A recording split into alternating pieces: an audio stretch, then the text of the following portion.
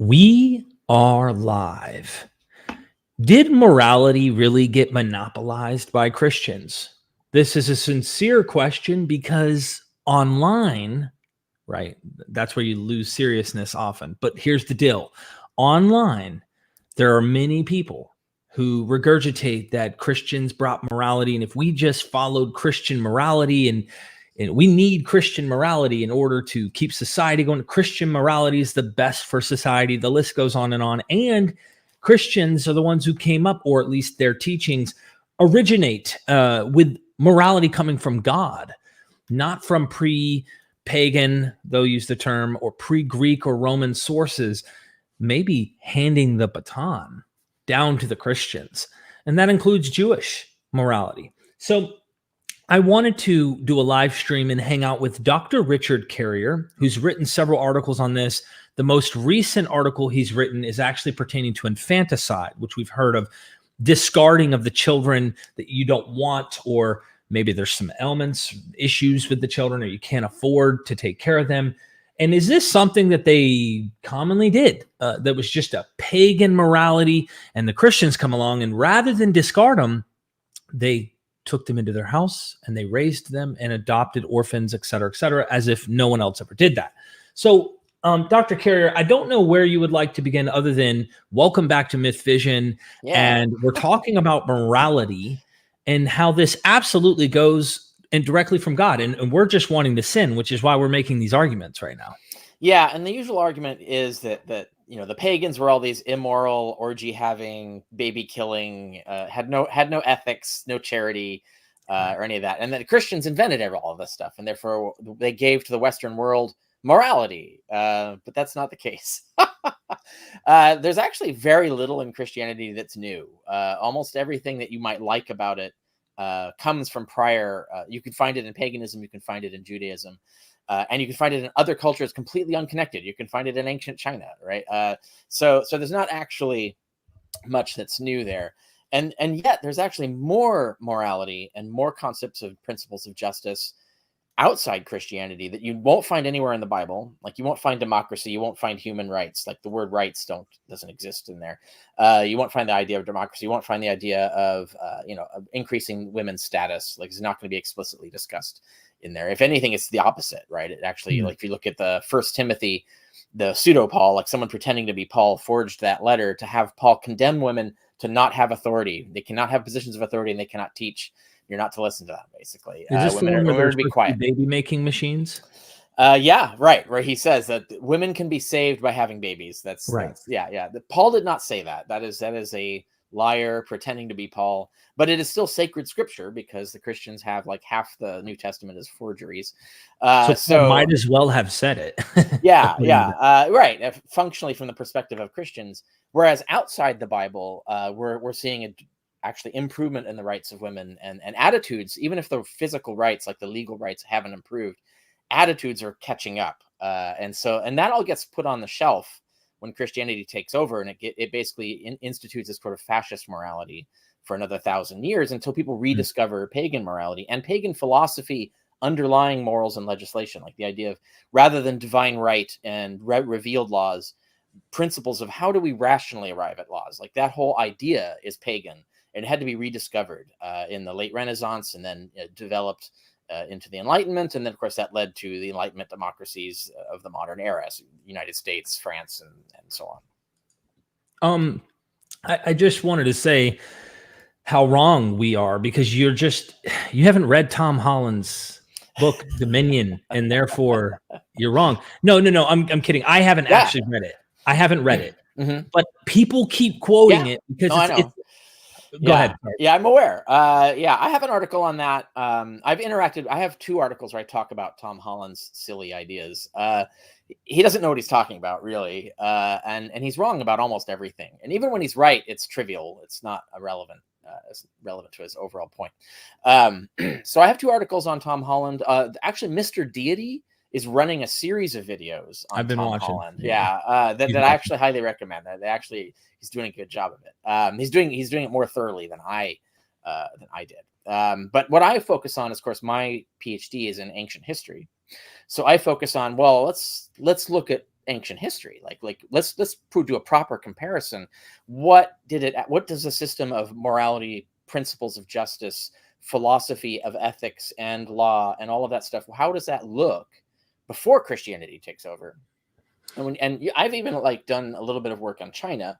When I didn't do my PhD on that, but when I was at Berkeley for my undergraduate, one of the subfields I was studying was ancient China, and I studied under Keatley, Professor Keatley, who was a leading expert in ancient China at the time, and took courses. And then my honors thesis actually featured a study of ancient China, comparing it to Rome and Greece. So I know some things, and I have a deep background in that because my one true religion, the one thing that I truly had faith in, the one religion I ever did, because I was never like a faithful Christian or anything. I was never like a believing Christian. Right. I was raised like just as if it's just normal to be a Christian, but I wasn't raised by fundamentalists. And so I didn't even encounter fundamentalists until after I had gone through Taoism, which was my one true faith. I actually was convinced that Taoism was true. But then I studied more Chinese philosophy as a religious officiant, as a religious practitioner. So I studied more Confucius, more of the other Confucians, not just Confucius, as well as other Taoists and stuff. So I learned a lot about Chinese philosophy, and I found like a lot of the stuff that people think is that the Christians invented is like the Chinese were already inventing it, and they didn't even heard of Christianity, right? This is long before that. So yeah, even in ancient China, it's been global, which means that there are rational, evidence-based ways to arrive at our conclusions about this stuff. But of course, what they didn't come up with in China is democracy and human rights, those basic principles. Those principles appear to have risen out of the democracies and confederacies of ancient Greece before Christianity came along, and found their way into the earliest philosophies. Stoicism had one account, Epicureanism has another. So for instance, Epicureans, they invented social contract theory. So people think like John Locke is like the founder of modern law and ethics and stuff. It's like, well, he's just developing the Epicurean theory, contract theory. It's basically an early form of game theory, which is his ideas like society's laws and everything are based on a rational contract that people reach with each other. And if you suppose that people are rational and evidence-based, what would be the best contract for them both to agree to? And then you can say, like, from that principle, you can derive like all kinds of principles of law and justice, including democracy, incidentally, which you won't find anywhere in the Old Testament or New Testament. There's no democracy anywhere, nothing like that. So social contract theory, especially as the foundation of democracy and democratic principles and the foundation of our civilization today, comes from Epicureans, right? Like that's where it comes from. Plus other philosophers, Aristotle and the Stoics in particular. They added very significant advances in underlying philosophy of law, underlying philosophy of ethics, moral principles, and so on. There's so much to chew on, because a lot of the church fathers also rely heavily, or at least reference these philosophers that are pre-Christian, and oftentimes are rationalizing, saying, actually, in fact, they were Christians because, and they really weren't, but they were Christians because how would they have known these moral things, and how would they have known the one ultimate deity and things like that? Yeah, it's anachronistic. Really, well, actually, no. That's good to bring that up, because Christians are, as they often did, they're stealing an idea, twisting it to sell their particular perversion of it, right? So there's a more pristine, more rational preceding idea that they're borrowing here. And we find that in the Stoics, not in the Epicureans. The Epicureans, they think ethics and law come entirely out of humans, that gods aren't involved at all. The Stoics do have a principle of divine emanation in terms of how what their ethics and their philosophy comes out of does come from God. Human rights does come from God. However, how it comes from God in their system is completely different from how it comes from God in the Christian system. And the difference is very important for understanding the entire Middle Ages as to why it was so fucked up. Is that in the Stoic system, what it was is that you have the creator, the one God who made everything.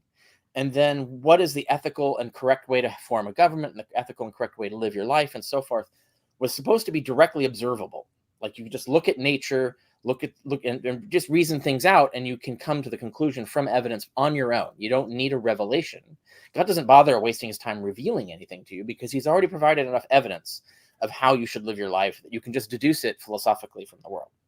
Now, the Christians took this idea and said, no, God reveals it in the text. Therefore, women should shut up, right? Like it's that kind of, so they take this principle of it coming from God, twist it into defending revelatory ethics, which has this basically fascist moral system, where you listen to what we say God said, forget what your eyes say, forget what everything that you see and everything you reason, forget evidence. If God said it, or if we say God said it, remember, then that's the right thing to do. So then you get like the First Timothy, where women should shut up and not have positions of authority. Right. Well, God said it. That's it. And the Stoics would have been laughing their ass off at this. It's like, you don't have any rational evidence to support that principle. And you compare this while that's going on, right? At the same time, you have people like Musonius Rufus and Galen even, and other authors who are writing about, and Gaius. There's an important legal writer in the early 3rd century called Gaius. We only know his first name, but he wrote the Institutes, which is kind of like the foundation of basically like a lawyer's textbook, like intro to Roman law, right? And there's sections in all of these authors where they're talking about popular attitudes towards the inferiority of women, and they're all saying that's bullshit. And the only reason that we don't give women full equal rights, basically, is that we don't want to. There is no rational basis for it. There's no evidence. It's actually contrary to reason and evidence, but we just don't want to. We just don't want to have women being equals of men. We run things and we want to keep it that way. And it's kind of like the way they put it that way. You start to realize, like, yeah, they kind of got it. They understood, but they weren't saying like, oh no, God said that women are inferior and therefore should shut up and never have authority and not have equal rights and not teach and all of that stuff. They didn't say that. They said, actually, yeah, women probably should. And the only reason we curtail the rights at all is because that's just the way we've organized society and we're in charge. All right. It's more of an honest way of confronting it, but they're admitting the underlying principles actually set the foundation for bringing women's rights into the world. And so there's no foundation for that in the Bible. Right. So when we did finally give women's rights and increasing rights, it's usually by appeal to the old philosophical arguments but from the Stoics, like Musonius Rufus and Gaius and so on. So this is what it's important to note, that the Christians are taking an idea that did predate them, which is the idea that God, somehow morals do come from God. But they don't come from, you don't have to believe in God to get them because they're written in nature. You don't have to, no one can claim to have a voice from God. Anybody who's doing that's probably lying. Like that's their attitude. Like God doesn't need to talk to you. God's already built the world. You just have the evidence, right? And so God's not talking to you. And so that idea that you can use evidence and reason, and that God arranged the world so that you can use evidence and reason to determine what's right and wrong and how to run governments and things like that.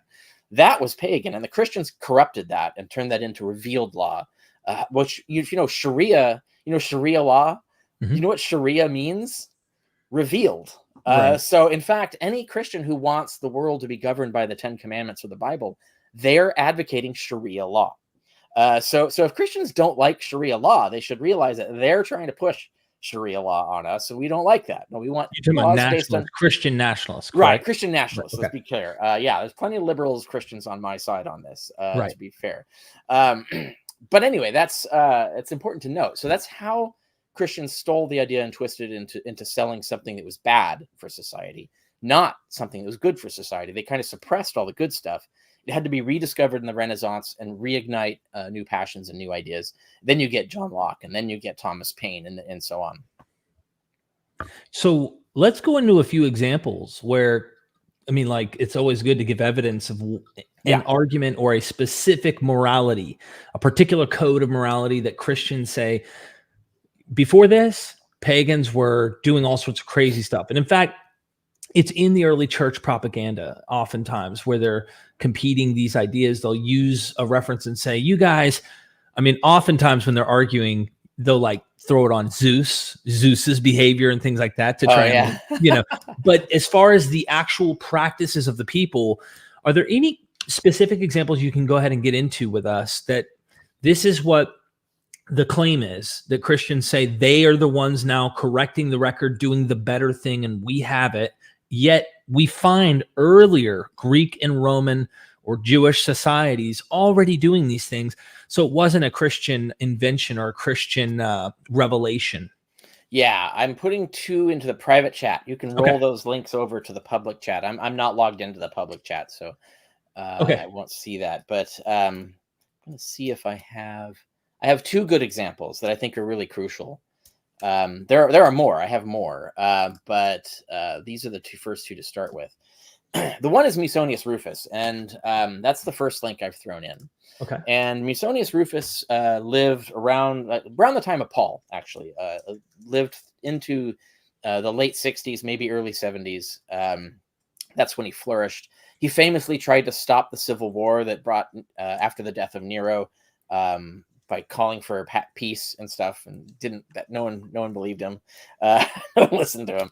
But he was that big of a pacifist, where he was actually literally out there trying to stop wars in the name of the philosophy of peace.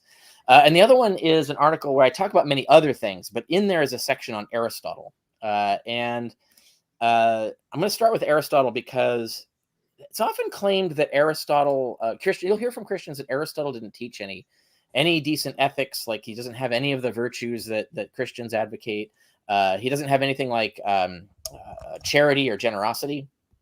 They'll say that. And that's literally one of his first virtues, is generosity. So here, I'll just read off the list. These are his 8 cardinal virtues that he thought that all ethics should be organized around. One was generosity with money, time, and resources. He's he means generosity in the biggest sense. Right. Sensibility, like with money, time, and resources. Like, be reasonable about how you allocate resources for yourself and others. Self-regard, which he meant self-respect. So, like, have confidence in yourself. Do things that you can feel good about, right? Don't turn yourself into someone that you hate. Turn yourself into someone that you can respect. Like, if you look out there and you see people that you respect, those are the people that you should be like. You should have that kind of self-respect. And then achievement, he said, have goals, make something of yourself, right? That's one of his ethics in there. Easiness, which is be emotionally even-tempered, like be an easygoing, friendly person, essentially.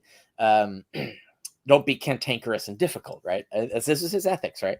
Another is friendliness. In other words, cultivate friendships and be a good friend. That was important to him. Honesty is on the list. Be trustworthy, reliable, truth-telling. And charming, be pleasant company, be a good guest or host, witty and polite, etc. So that was his kind of like Aristotelian, you can even say aristocratic value system. But you could see everything there Christians at one point or another have pushed for. And there's really nothing missing from that list that we would actually want to keep. So like if Christians say, oh, there's something missing from there that we should have that we've brought, it's usually something bad, not something like, obsession with being anti-sex, for example, things like that. Like that, and wouldn't that be called sexual like mores? Asceticism in a way? Right. Yeah. Asceticism is definitely bad. And Christianity did try to push some of that. Mm-hmm. But it's mostly like denigrating women and sexuality very much. And also denigrating religious freedom. If you look at the 10 Commandments, most of them are violations, basically commandments to prohibit religious freedom and freedom of speech, right? So like it's all the Bill of Rights of the United States Constitution is almost explicitly repudiating the 10 Commandments. The only ones that it would allow the preservation of are the common ones, which is just theft and murder, and perjury, right? Theft, murder, and perjury, but those have always been illegal for as far back as we have laws, right? Like goes back long before the Jews were even literate, right? Much less were writing their own laws. So those things have always in all cultures been illegal. That's not something that Christians brought to the game. Now, what you'll oftentimes hear, and I talk about this in the article that I linked to, is that people will say, well, where's compassion on the list, right? It technically is because Aristotle didn't see compassion as a virtue. He saw it as an emotion. So compassion is something you feel, and therefore it can be a motive to be moral, but it is itself not a moral. It has to be realized morally in an action. And that's why generosity is on the list. That's why a lot of the virtues on his list are stemming out of the principles of compassion, as well as the principles of justice and honesty and things like that. So the principles are feelings that motivate these ethical principles, the virtues. That would be how Aristotle described it. And you can see, like, that's what else does the West need? Right? We could just go by this list and Aristotle's reasoning and we'd be fine, right? We don't need Christianity. We could have done without all the harmful, toxic things Christianity gave us if we just all became Aristotelians, right?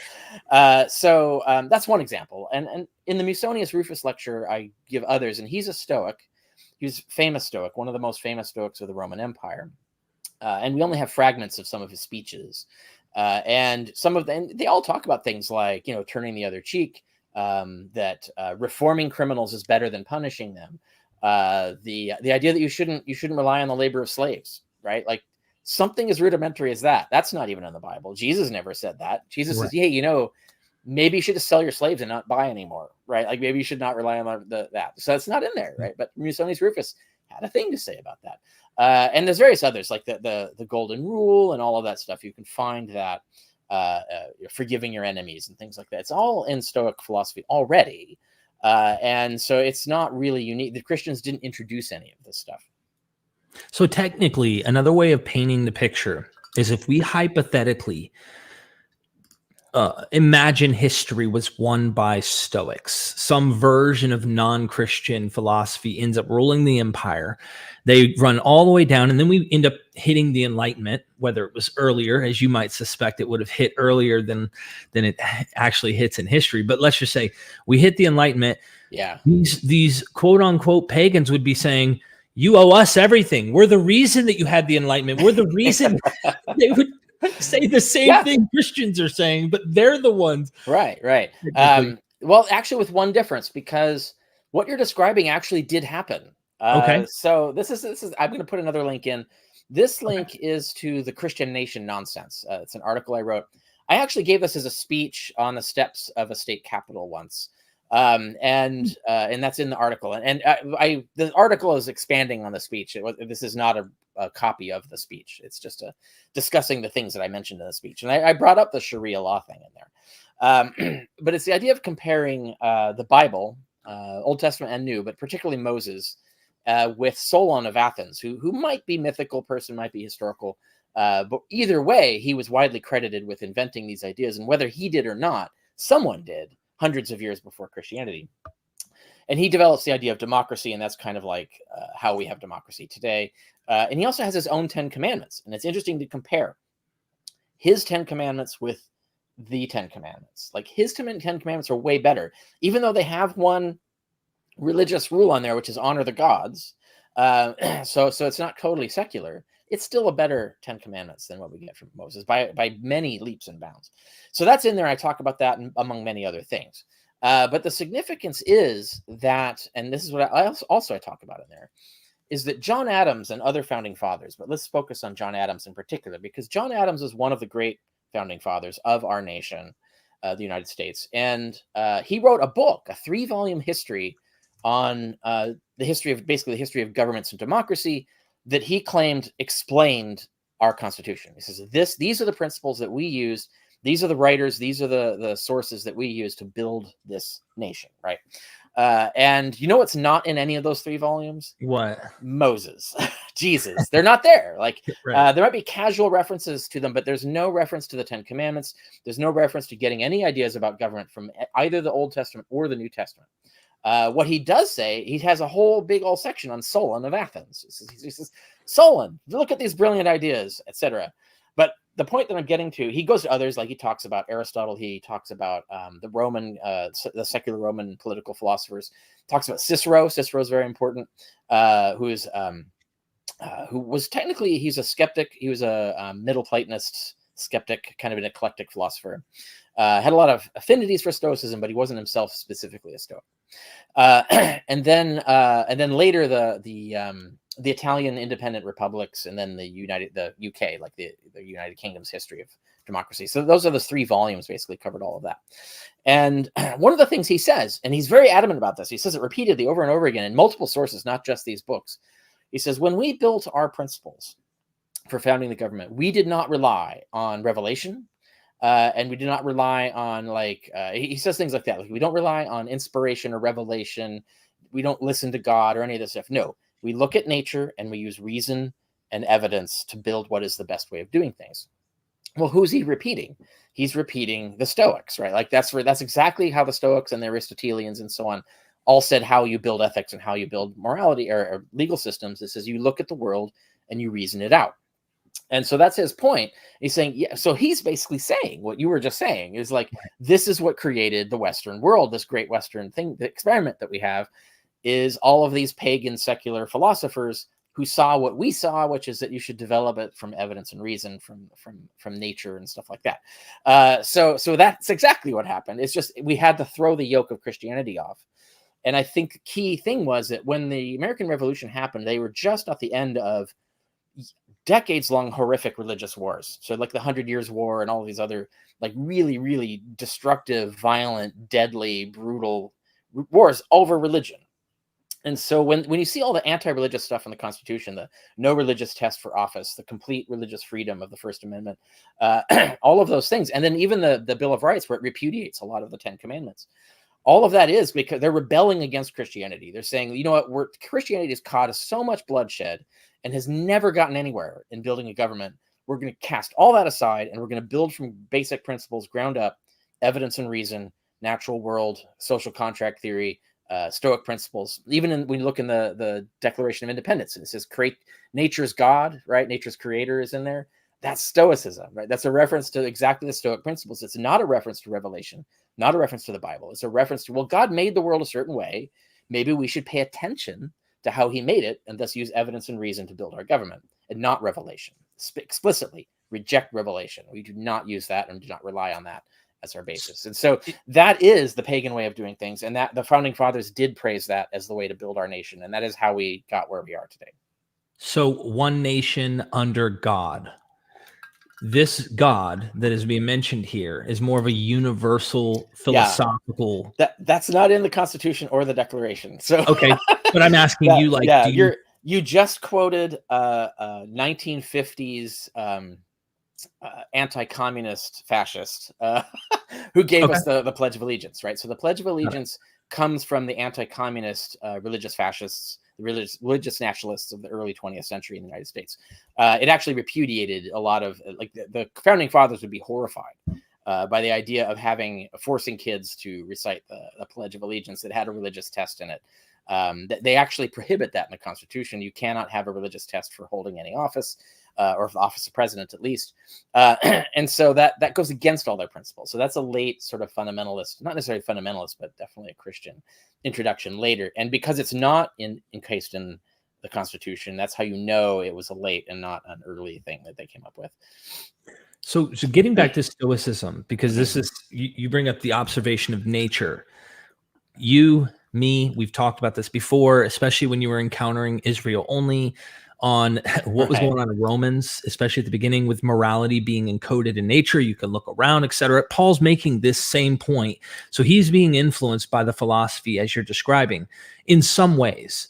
He might be a mixed bag between Middle Platonism and Stoicism in some ways, but at the end of the day, that's like the going thing at the time, it seems, that he may be influenced by in these letters.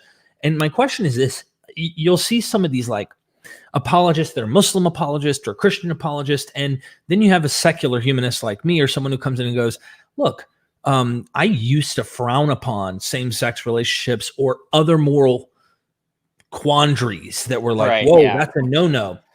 And then you might go, well, in nature, it's pretty common. And then they go, well, in nature, it's common when a mother kills the child.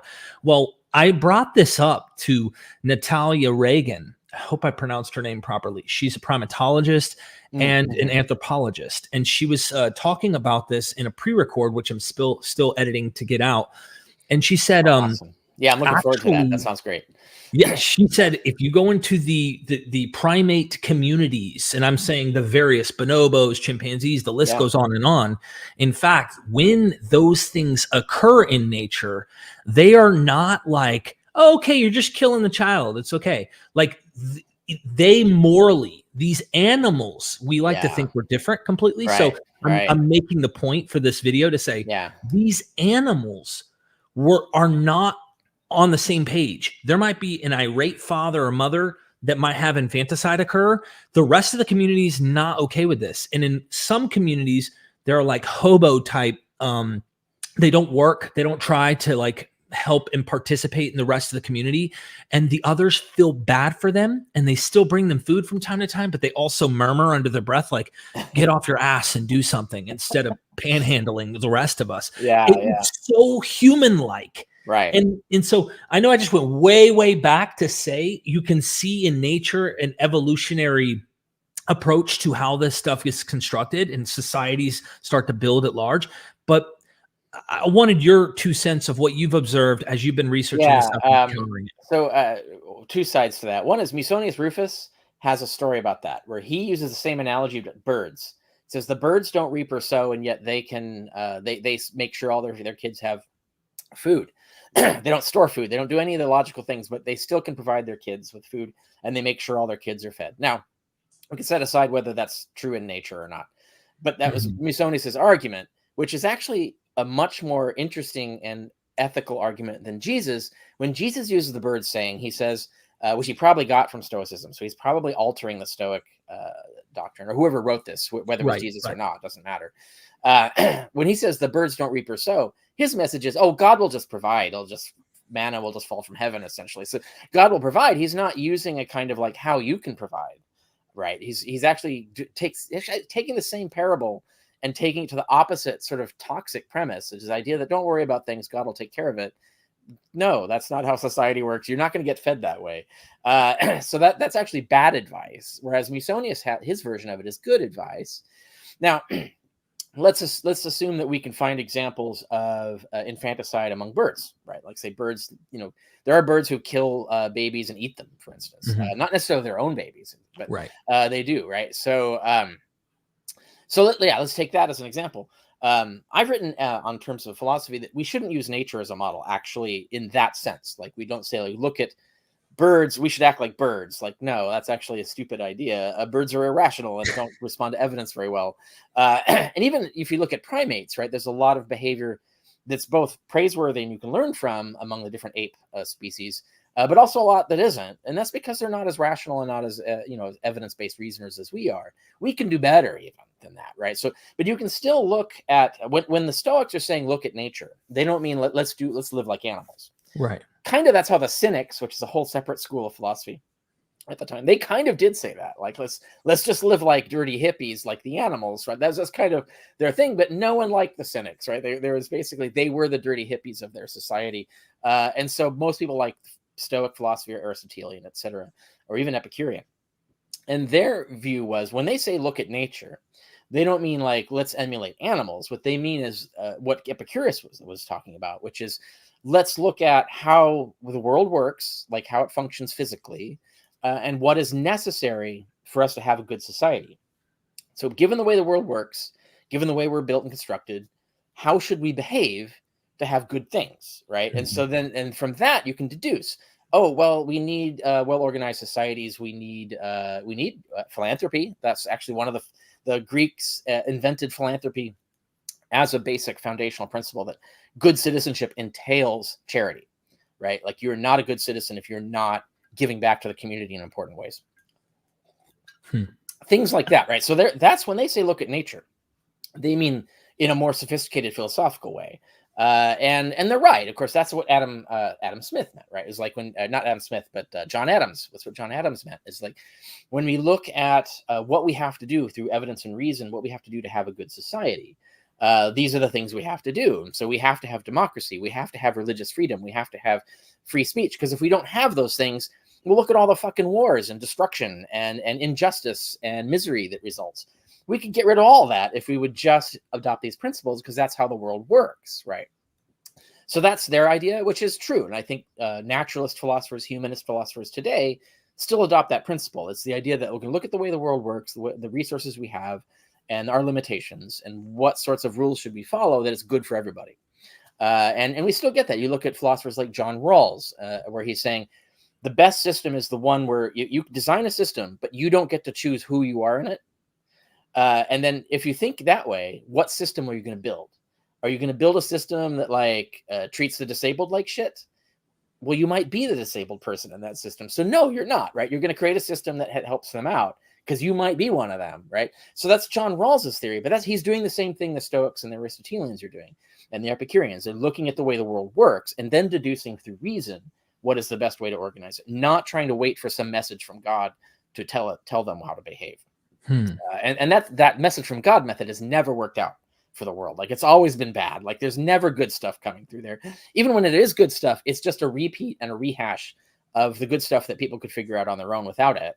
and then it's mixed in with a bunch of toxic stuff that's bad for society. And so the revelatory method is bad, but the reason and evidence method is good. And that's, John Adams all the way back to Aristotle, right? So that's the system that's been running in parallel for thousands of years to the origin and development of Christianity. I have two ideas I'd like to get you to tackle on, and before we end up getting to like questions and stuff, thank you for the super chats. I appreciate the support. I'm really enjoying this discussion. I think we're going to go a little deeper, and I don't want you to necessarily psychoanalyze, but if you got to, go for it, Dr. Carrier. I'm interested in knowing, why do you think there is a huge push of this going on online between Christians, non-Christians like Tom Holland, who are painting a portrait, so to speak, as if, wow, we better thank Christianity for all of this. And of course, I imagine rooting for your own team if you're within the group, in-group, out-group kind of ideas. But do you think that they know? Are there any people that know this isn't true and they're still saying it because, well, I don't know, whatever reasons? Or do you think they're BSing themselves into pushing this propaganda? What are your thoughts about the reasoning behind it? Well, I don't know all of it. I haven't followed everybody doing this. So so I don't know the answer to that question. I can speak to Tom Holland and a few others that are so that you got two different kinds of people doing this.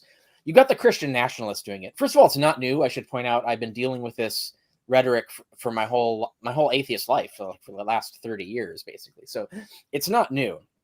And when you go look at my article on the Christian nation nonsense, that goes back already by itself goes back 10 years, right? More than.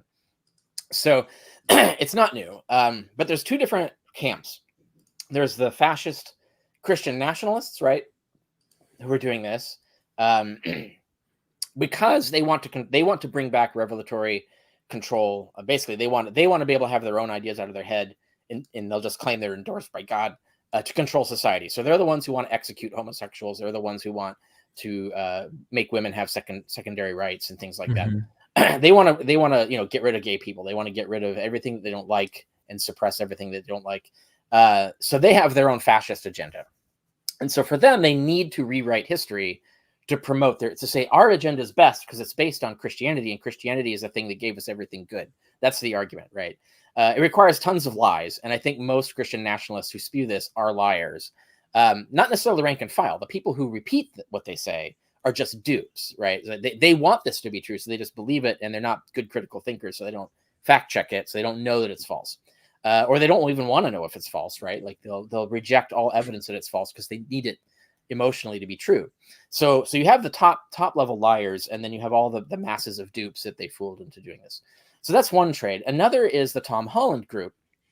Tom Holland is a liberal, right? So his idea, he's not a fascist, right? He's anti-fascist, but he wants to believe that Christianity did all of these things for some other reason. Now, I haven't really analyzed what his motives are. All I know is that he's factually wrong. As to why he's factually wrong, well, that might, like you said, that might require some psychoanalysis that I can't get at. But I haven't studied the liberal side of it. So I'm aware that trend exists. Tom Holland is an example. But why they advocate that, I'm less certain of. Why they think they need to advocate that. And I can propose one hypothesis, which is in between these two groups, there's a third group called the neocons, the neoconservatives. The neoconservatives are secretly atheists, but their position is that they should pretend to be Christian because Christianity allows you to control society.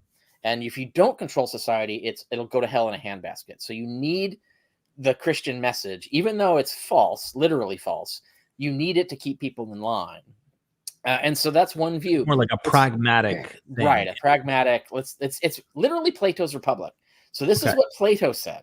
Literally in his book, The Republic, this was his entire model society, is that you have to make up a myth, like a religious myth that you'll govern the society by, and then you have to kill or jail anybody who says the myth is false or tries to change it, right? So you have to have guardians who know that it's a myth, but can't say that publicly. They have to pretend that it's real to keep society in line, right? So this is Plato's entire model. The Vatican, through the Middle Ages, even today, is still built on the Plato's Republic model, right? It's based on I'll bet a lot of people in the Vatican know that what they're preaching is bullshit, but they're afraid that if they don't preach it, society will go to hell in a handbasket. And so they have this idea that's just right out of Plato. Now, is Tom Holland doing something like that, where he's at least admitting to being an atheist, but he's trying to have his cake and eat it too by saying, well, nevertheless, Christianity came up with all these ideas, so we should get our ideas from Christianity, right? So it's still a, how do I save society? Because evidence and reason, I don't think is going to cut it. I need to lean on something. And so I'm going to pick Christianity because I think it's gotten the best outcomes. That's still false, because actually it's the other way around. Like, the pagan ideas have given us the better outcome. If you got rid of all the stuff that wasn't pagan out of Christianity, our society would be better, not worse. And so I just think Tom Holland is wrong. I don't think that he knows that he's wrong. I think he just is just wrong. He's just a bad critical thinker. He's not actually a historian. So that's why he's bad at history, which that explains that, right? At least. He's just not a good critical thinker. So it'd be interesting if I could get you and him on, like, for a discussion or something at some point, moderated, yeah, sure. of course. Yeah, totally opposite views on this particular matter. But it would be interesting, because while I haven't read Dominion, I have heard him reading, like, he's written something about Caesar Augustus, and I was reading it and I thought I was reading about Jesus. And he was showing, like, actually, look how much Jesus looks like, in a political sense, like Augustus, in the way that he's being described in these things. From, sure. Yeah. Healing diseases. The vocabulary. Yeah. All right. Yeah. The heroism, really cool, the mythology. Right. Mm-hmm. Yeah. Controlling weather, things like that. And just like in the mythology there, but that whole Roman imperial cult propaganda. And then, of course, the Christ propaganda that we find in the New Testament is like, there's something there. We've had several scholars that make a case on Mark having some type of interaction competing probably with that. But I was like, okay, hold up. He's seeing this. I've never read Dominion, so I can't really say. Right. We got a lot of super chats coming in. Is there any other evidence that you can think of that's just a really big one that was already established within Greek and Roman society before Christianity arose? Yeah, there's one more thing. I'll throw the link in for another article that you can port over to so there should be 4 article links now in the comments. I'm adding it to the description of the video. Yeah, so this one's the Christians did not invent charity and philanthropy. And that's where I go through all of the welfare system, both the ethical principles and the legal principles of the Romans. So there's a tremendous amount of charity, like including entire charitable foundations. So they actually invented the idea of the charitable foundation, where you take a huge sack of money and then you bank it, and then the bank loans the money out and at interest. And then from the interest, it pays a charitable cause indefinitely, right? Because it's a self-sustaining charity. So they had these for medical. They had these for education. They had these for feeding people. They had it for bringing water to people. Like, there's a lot of things that were solved through educational or through charitable foundations, and just charitable giving. So there's a lot of, like, this idea. There were ethical principles that you should give, and there were also political principles that it was the obligation of the elite, the wealthy elite, to build infrastructure for their city, for example, that everybody benefited from, roads, aqueducts, and things like that. That it was their obligation to just do this, and because they had the money to do it, and it was good for the people, and it was good for the society. So these ideas, the very word philanthropy comes from the ancients, right? So they invented the idea of charity in this sense. Christianity just took credit for it later on. I was like, oh, we invented all the charities. So anyway, I have that in there. And I think one of these 4 articles also backlinks to my article on orphanages. The orphanages are a Christian invention, but they're actually a bad idea. And I go into why they were actually, orphanages represent a failure of your system of taking care of orphans. The original system, and they actually had magistrates. So like in Greece and Rome, they had people who were appointed as offices and paid by the state, who were, their whole job was, they were the orphanistes. Their whole job was to take care of orphans. Like, that was so it was a part of society's government, right? Is how to take care of orphans. And how they did it is they got orphans placed, right? So they got them placed in adoptive families or foster families. That was their main mission. That's how you took care of orphans, is you gave them a family.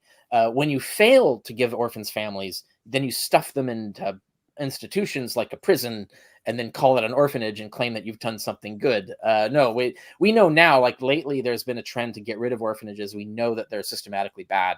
They're not the correct solution for orphans. We need to actually place them, be more positively aggressive about placing orphans and families, because we know that's the better solution. That was the solution in antiquity, but it was a solution understood by the people and by the state. It was funded by the state and stuff. So it was actually a communal charitable enterprise in that regard. So that's all of that stuff is an example of how there's all this stuff existed before Christians came along. And it was actually way more sophisticated and had much more rational foundations in the pagan system than it did in the Christian system. One more thing that comes to mind, I was reading, someone posted an article on Facebook. I think it was an article. They said that Christians invented the hospital. And I thought, okay, that's interesting, because I was just reading some primary sources in my last documentary about Asclepius temples and how they're healer doctor type centers, where they're kind of a mix between the religious rites, but also you didn't even need to necessarily be. I mean, early Christians went to Asclepius temples, according to a Christian scholar that I've actually talked to, Pauline. Like Christians would have probably gone there when they got sick or needed certainly help. Early on, that you had nowhere else to go, right? So when people say that, so that's another example. That's apologetics, where there's word games being played. And this is a very common form of apologetics, where you use words to mean one thing, but then you keep changing the meaning of the word without telling your audience. So the word hospital, what does that mean exactly? So they go around saying that Christians made hospitals. What do you mean by hospital? Like, normally when you go around telling people hospital, they have in their head a scientific medical establishment designed for the scientific medical care of people. You don't have in your mind a mere hospice where you just stuff people and nurse them, right? Right? Like, well, you're sick, lay here. We have a nurse who will take care of you. Maybe you'll live, maybe you'll die. Good luck, basically, right? So that's just a hospice. That's not a hospital. And it's important to note, like, the Asclepian temples were primarily hospices. So, like, you would come there for palliative care, because they didn't really have a lot of ways to cure you back then. Neither did the Christians. Their miracle healing didn't really work. And they didn't really have, like, the scientific medicine was limited because they didn't have antibiotics yet, for example. Right. They didn't have vaccines yet. And their surgeries were risky. Let's put it that way. But they did have some scientific medicine, and the Asclepian temples did employ it. So there were a select number of people. So doctors would actually go to these temples and sometimes get hired by them to ply their trade. And they would scale their fees based on what the patient could afford. Some city-states actually had funds set up by the state to give permanent salaries to doctors on the condition that they would treat the citizens of that city, right? So you've got basically public healthcare already, right? Like, that's the kind of thing that you're looking at. And so you had these kinds of quasi hospices, hospitals all over the empire. All the Christians did was put a cross on it and then claim it was theirs. It's like, so they didn't change the principles, they didn't change the organization, they didn't change the architecture, they added nothing. They just stole it and claimed they invented it, and that's what happened. Now, when you talk about really, like, hardcore scientific hospitals, like when you walk around, say, hospital today, the Romans had that, and it was for the Roman legions. They had these valetudinaria, which were badass, really, like, the whole architecture was designed scientifically for the care of patients. They were staffed by medical scientific doctors, surgeons, like actual, like the whole, like exactly what you would think a hospital looks like. That was the Roman system. And the legions weren't the only ones who had access to these hospitals. So legionnaires, that was one of the benefits of joining the legions, is that you get this badass healthcare, right? But also, like, certain like higher ranking people could get access to them, and slaves often could get access to them. So they were sort of like, they weren't necessarily universally available, right? Hospitals. But the system, the concept of the hospital is totally Roman. And then insofar as you see any hospitals like that later in the Christian era, they just riffed on the Roman system. And even they did not make them universally available. If you notice, like, today, Christians boast about inventing hospitals. Can you name a single Christian hospital that treats all its patients for free? Any hospital that is not just literally a for-profit hospital, even if it claims to be nonprofit, they are, there's no way, there's no charity pouring in to fund these hospitals. They are literally charging patients, or governments on behalf of the patients. They're taking money it's a for-profit business, really. It's just they claim it's nonprofit, but it isn't really. There's no such thing as a charitable Christian hospital. It's a hospital. It's totally free. No one has to pay for it. Christians charity just covers it. No, that doesn't exist. The Christians did not invent that. They've never even had it. Not even today. So that's, so when Christians claim that we invented hospitals, they're playing word games with what hospital means. And they're also like fudging the facts as to where the concepts actually came from originally. So two things. First comment is that when Christians talk about we came up with and we have and we monopolize and it's us and you are standing on our worldview, I always think about that and I go, like, you're telling me that you just like in a vacuum came up with this, and you're not saying you were influenced by Greek and Roman and Jewish ideas that caused you, really mostly Greek and Roman. Yeah, they're mostly claiming it comes from God, right? God inspired them.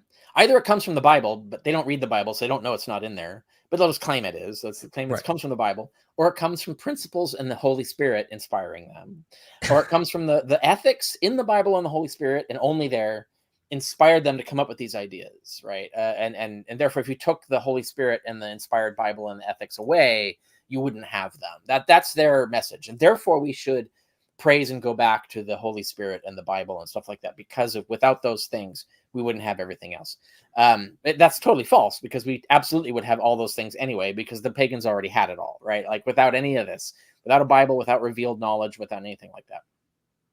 Okay, so then to add to that comment, and then my question is, I want to reverse it and try and see if we could play the game of getting you to think of one thing that you can give Christianity credit for, because we've been bashing.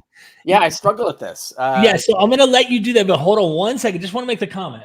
Yeah, I have a book back here. You might have heard of it.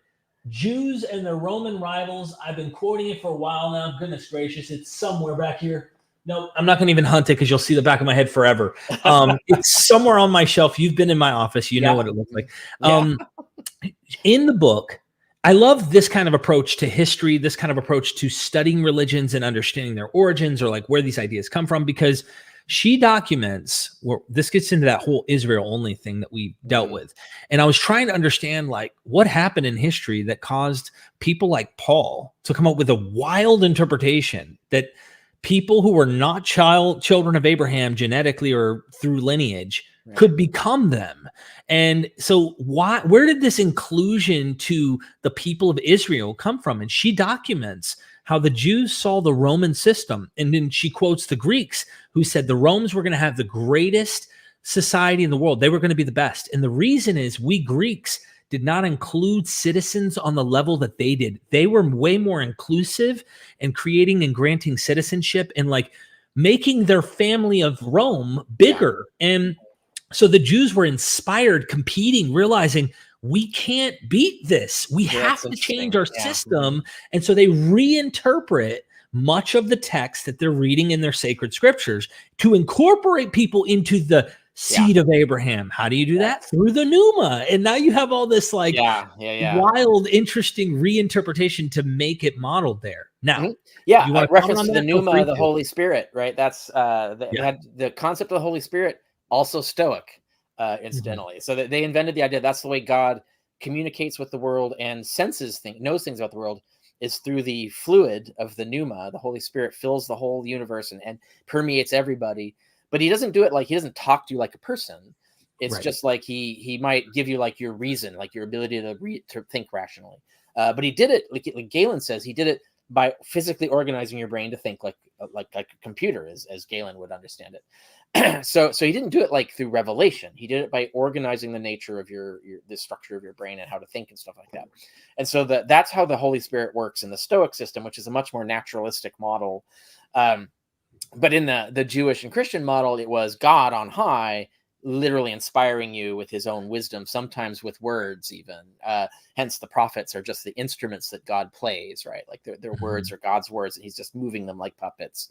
That's the revelatory system. But you can see how they both took the same concept of the pneuma, but they ran with it in different directions and used it in a different way to get their results.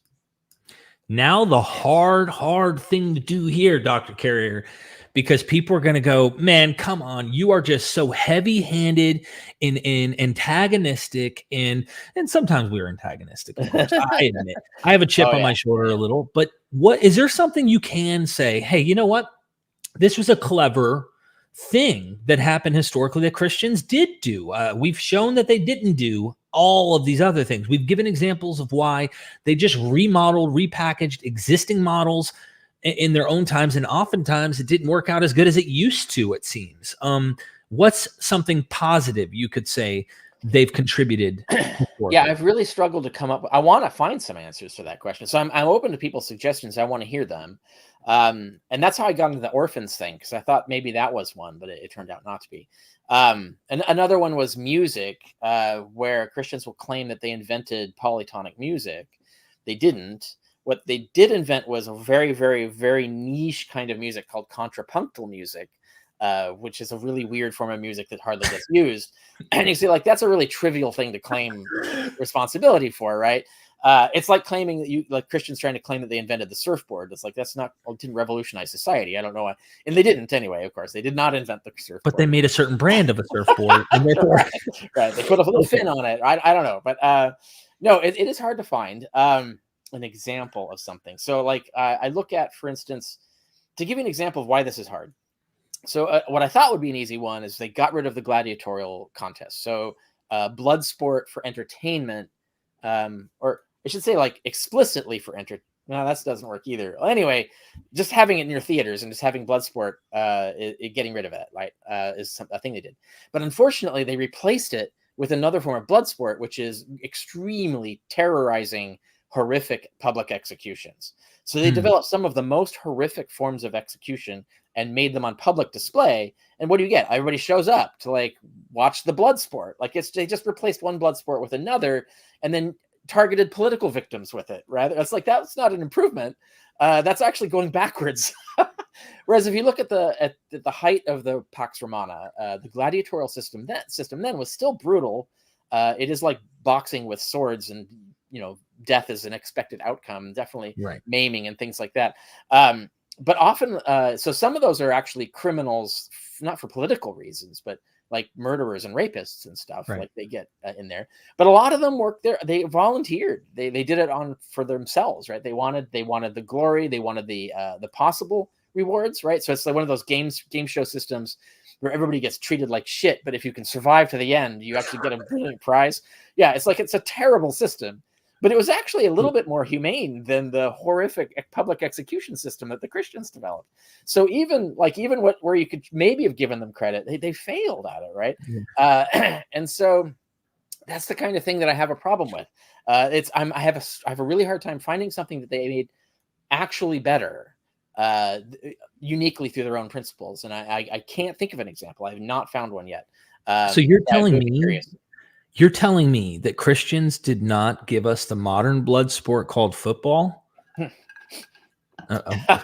don't think we can blame Christianity for that. I'm kidding. That's a good example of how the people who invented it just happened to be Christians, but it wasn't Christian principles that guided their construction of it, right? So you can't blame Christians for the horrible, the brain injury. Like, we're doing horrible brain injuries. Right. These are people who are dying early. They're being driven to suicide. They're being horribly crippled mentally by this sport, and everybody just cheers on, right? So it's like we've kind of brought the gladiators back in a way, and no one wants to admit that. But we can't blame Christianity for that, because we can blame Christianity for not doing anything about it. That you can blame Christians for not speaking what Christ would say. Is like, if you think gladiatorial contests are immoral, you should think football's immoral, right? Like, if that's what your principles are.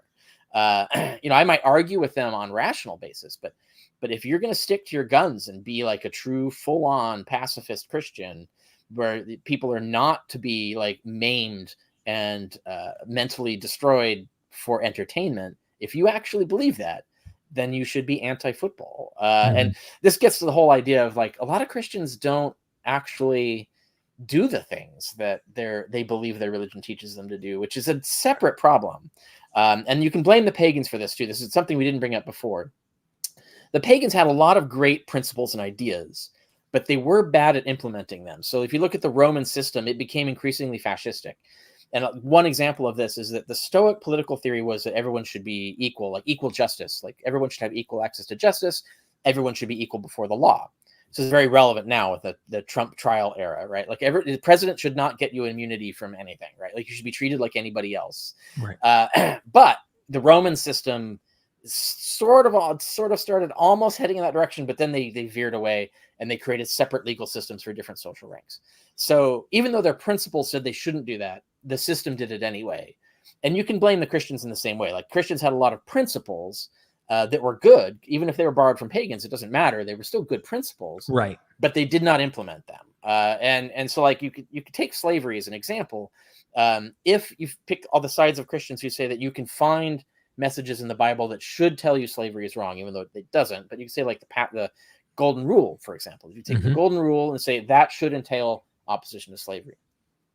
And you say, yeah, actually it should. But just as the Roman system failed to do that, so did the Christian system. In fact, the Christians made slavery worse rather than apply the Golden Rule and get rid of it. But that's not Christianity's fault as an ideology. It's the fault of the Christians themselves being hypocrites and not following their own principles. And you can make that same claim about the pagans. They too did not adhere to their principles. They made some shitty decisions about how to organize society for sure. And the example I gave at the top of the today was how they treat women. Like they knew the inferiority and unequal rights for women were not rationally justified, but they did it anyway. But they at least admitted they were doing it against their principles. And at least some of them did. I should say some of them would not have admitted that, but some of them did. Like the better of them did admit that. But you can find that in Christian society. You can find Christians like the Anabaptists and the Quakers who are like absolutely anti-war. But they're like minorities, and then most Christians are just fucking kill them and go to war, right? So it's the tendency to war is not a product of Christian ideology. It's just how Christians behave. It's possible to create a Christian system where Christians don't behave that way, but Christians never liked those systems and always rejected and treated them as outcasts and even went to war with them. Let's say that you look at how Quakers and Anabaptists were treated by the majority of Christians. It's very sad history. But you can say the same thing of the pagans. So the pagans were not better than the Christians in this respect. Is like in terms of they had high principles, but they didn't necessarily always implement them the way you would expect or want them to have done. Thank you. I would like to turn to super chats here, if that's fine with you, Dr. Carrier. I'm sure some clever comments and statements and questions will come up. So many things when we're talking come to mind, and you and me could go on and on, honestly. So I don't mean that. I mean that seriously. And I'm like, okay, I need to share. I think we've covered the subject pretty well up to now, and I think it's definitely absolutely time for questions and see what is it that people want to deep dive into. Right. Because I mean, all we do is just get more into the specifics and about how more examples of the same principles we've talked about. Yeah. Right. Okay. Q, thank you for the super chat. Imperative logic plus, is it eudaimonia? Eudaimonia. Literally good spirit. It means it gets translated as happiness. But that's kind of a mistranslation because they don't have the same valences, the two words. It means more like satisfaction, self-satisfaction, living a satisfied life. You could say being in good spirits, I guess. Like you feel good about yourself, you feel good about the world. You're in a state of eudaimonia. So it's not explicitly happiness, but it's something like that. And that was the basis of Aristotelian ethics. Was the pursuit of eudaimonia was the ultimate goal. And Aristotle's argument, and I think he was right, actually, about this, is that everything we do for a reason. And you can take that reason and you ask, well, why do you care about that? And then you get an answer, right? You come up with a reason why you care about that. And he says, well, take that and ask the same question. Why do you care about that? And then you keep going down and down and down. What's at the basement? What is the one thing that you like, you want, and you're pursuing for itself and not for any other reason? And Aristotle finds that it's eudaimonia. That's the one thing that we do everything for. And we would never sacrifice anything else but for that, right? And so I think he's right. I think there's a more modern scientific way to put it, but he's basically got the right concept. And so what he then does is that, well, if that's the case, let's look at the natural world and how humans are and how humans things and how interactions work and stuff. What leads to eudaimonia and what doesn't? And that's how he comes up with his ethics. And so that's where you get imperative logic.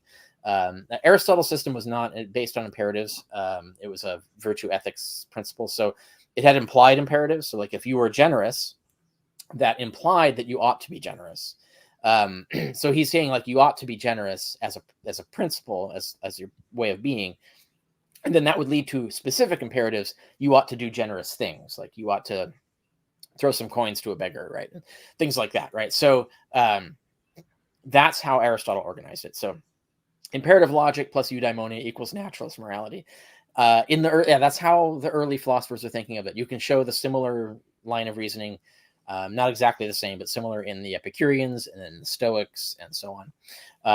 I have my own principles set up where I bring what we know from sciences into it, which is important. I think we need to update Aristotle with new science. We have lots of science about the science of morality, both at the social level and at the individual psychological level. So all of that is in the one that I have, the Aristotelian 8 principles, that link that went up in the comments. That article, I go into all the other science, the modern science, updating it. So my answer would be yes, once we update Aristotle with modern science. Thank you. Thank you. Appreciate that. Eddie M with the super sticker. Thank you for the support, Eddie. Really appreciate it. Casey Moe, Dr. Carrier is the GOAT. I recommend On the Historicity to anyone who will listen. All right. Yeah.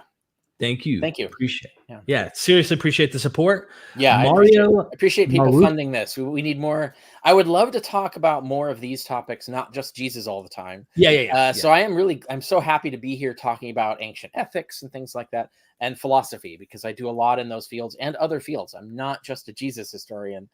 So I'm always delighted to do this. And so, yes, throw some money at this guy, do some super chats, put money in there so that he's encouraged to have me back on another philosophy topic or another something that's other than just talking about Jesus.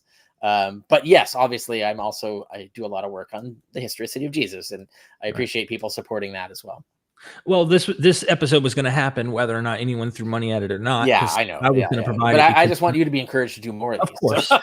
No, eudaimonia, right? Everybody, come on. But seriously, the question comes up a lot. I see it a lot. And then you wrote this article and I was like, perfect timing. I was like, let's talk about this because this is important. As a Marxist, Mario, thank you for the super chat. I have to ask. So you're saying the problem with the pagan philosophers is that they were too proto-libs? They were proto-libs. They were proto-libs. I think being a Marxist, I'm assuming he means liberal in the more conservative sense of so like Adam Smith type liberal. I'm not sure. It was the problem. I don't know. They weren't Marxists. That's for sure. They were definitely property rightsists.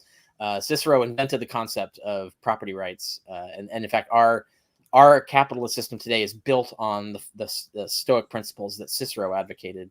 It doesn't come from Christianity. There's nothing. If you look at Christianity, it should be Marxist. It's not just Marxist. It's Stalinist. If you look at Acts 4, I think it's Acts 4, where there's Ananias and Sapphira, or there's a line that says, "From each according to his means, and to each according to their need." Almost exactly those words. Not exactly, but very, very close. Basically, the Marxist motto is in the book of Acts. And two people who don't adhere to it, who hold back some wealth, God strikes dead. So like basically the message is be a Marxist or we'll fucking kill you. Right. So that's the book of Acts. You don't find that in ancient pagan philosophy. You won't find any examples of that. The closest thing to it would have been the Cynics, but they were countercultural and kind of anti-civilization, not really Marxist per se.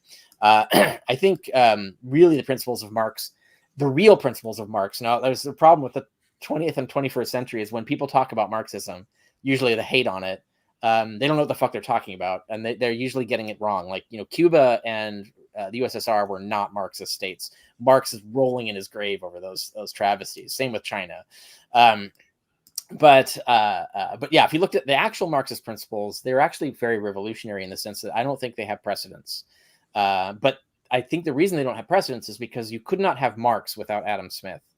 It was the specific philosophicalization of capitalism, giving it a philosophical foundation and having it reach a certain level of civilized sophistication. Like now you've got the way capitalism works in terms of accumulating capital and how it powers industry.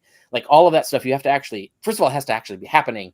Secondly, you have to actually have a philosophy of it. So you have to actually see it happening and understand what's happening. And then that philosophy now Marx could see all that. Then he could say, you know what, there's a better way to do that. And then so Marxism is building on that. So that's why I don't think there's a precedent for it in ancient philosophy, is because their capitalist philosophy was not sophisticated enough to even allow someone to see the things that Marx saw as a possible solve for some of those problems. And so I don't think we can blame them for missing the boat on that. Everybody missed the boat on that until Marx did it. And then since Marx, of course, there have been other Marxist thinkers who've improved on Marx. So we should no longer say Marx is the holy grail of Marxism. Then we should say Adam Smith knew everything and got everything right about capitalism, right? So, but anyway, that's my rant on that topic. I hope it answered the question. I don't know. Dr. Andy, thank you for the super chat. Did Christians, after getting powerful, Constantine I, ever have serious academic discussions on whether it's moral to persecute non-Christians, especially considering they were pacifistic and persecuted themselves in the beginning? I don't know the answer to this question. So I'm not aware of any examples. However, I have not. So my field is ancient history. So my interest stops with Theodosius around 340, towards the end, 395, so it's 395 AD. But I'm less informed on what happened in the 4th century and later in what you're talking about. Like, were there Christians who were really speaking up philosophically against the idea of exile and basically state murder and other forms of coercion in terms of religious beliefs? Certainly the majority and the elite were going in the other direction. That's why you get Theodosius actually outlawing other religions outright. Was anybody pushing back on that? I don't know. They certainly weren't prominent enough for me to know of them. So if there are some examples, they must be pretty obscure. Someone to ask would be someone who specializes in early medieval Christian theology, in particular theology of politics. If you find anyone who's in that, that's their specialty field. They might be able to call out some examples, and I would love to hear about them. So if you find anyone who comes up with examples of that, like basically resistors or opposers of this way of doing things, I mean, they lost the argument, but it would be significant to know that they existed and what their arguments were. So I would love to hear that. So if you find anyone who can answer your question for you, send that stuff my way. My email address you can find through Facebook. Or my website. There's an about page that has a contact page that you can find my email address. Although the fastest way to reach me is still Facebook Messenger. It's open to all. So if you have data to send me, I would love it if you just message me or email me. Cool. Thank you so much, Dr. Andy. The Mythic Life, Kristen, thank you. Thanks for another excellent show, Idaho. Inside joke. I was driving through Idaho and moving and I was messaging her, and then it ended up being a funny inside joke. Thank you so much for the support, my friend. Sid Dave, when people believe that morality comes from God, which God do they mean? How do believers explain the presence of morality in groups who believe in other gods or gurus like Buddhists, Hindus? Right. Well, there's two different kinds of Christians, I guess, in this respect. There are the ones who just deny that those other religions have morals. And of course, they're just factually wrong. And then there's Christians who will argue, and this includes like some of the conservative Catholic theologians of today, would argue that the Holy Spirit works through everyone. And so that the message of the morality of God gets even into the hearts of Buddhists and Hindus. They're just mistaken about where it's coming from. Right? It would be the way that they would argue that. And that's also intersectarian. So Baptists will say to Catholics that they're getting some correct messages from God, and some of the things they think are coming from God aren't coming from God. It's the same God, but they're just wrong about half the stuff that's coming from God, right? So or they're wrong about which God, right? You have the Jehovah's Witnesses who are anti-Trinitarian, and the Catholics who are ruthlessly Trinitarian. They do not believe that the Catholics won't even admit that Jehovah's Witnesses are Christians, much less worshiping the same God. So, but they explain the fact that they do have overlap in morals in the same way that the sum of the true Holy Spirit always leaks through, even if you've got Satan or human error or something masking it. So many things come to mind. Thank you so much, Sid Dave. I appreciate the support. Q, again, Numbers 5, 11 through 31 contains a certain sympathy magic ritual. How clean do you think the dust of the floor of the tabernacle was? Yeah, so this is a reference to the potion. I think it's the adultery potion, if I'm Yeah. remembering correctly, where and I can't remember the exact procedure because I can't remember who can request it. It is significant. Like, is can the woman ask for this, or can one of the men? I can't remember. But so I've read some things about this, and even I've read like some Talmudic passages about it. The scholarship, and it even takes its cue from some suggestions in the Talmud. But the usual explanation today is that the ritual is bullshit. That it describes doing this, so it's trying to describe something that's gross, right? Because the floor of the tabernacle is actually covered in, like, it's just basically a slaughterhouse. So it's basically like you can go in and lick the floor of a slaughterhouse, and just the fact that you're willing to do that, and is it of itself kind of like, okay, like if she believes it that much, we're gonna let her go. Right? That's the kind of reasoning. But the principle, I think the principle is that the rabbis actually are doing the judgment here. And this is a common thing. And you look at anthropologists talk about shamanic rituals or similar, like how do you test people with these weird, like it's the idea like do witches float or not, but they'll do like these weird tests for whether you're possessed by demons and stuff like that. But the result of the test is totally controlled by the giver of the test. So the rabbi can decide what to give her to drink. He can just fucking give her hemlock, right? So if the rabbi thinks she's guilty, he can just give her any poison that he wants, and then now we've got, oh, the ritual worked, God has pronounced judgment, yada yada. If he thinks she's innocent or doesn't want her to be punished, even if she's guilty, then he can just give her something innocuous. And then it's that kind of thing where the Bible is saying one thing. It's like neocons. The thing the Bible is saying is meant to dupe the public into behaving.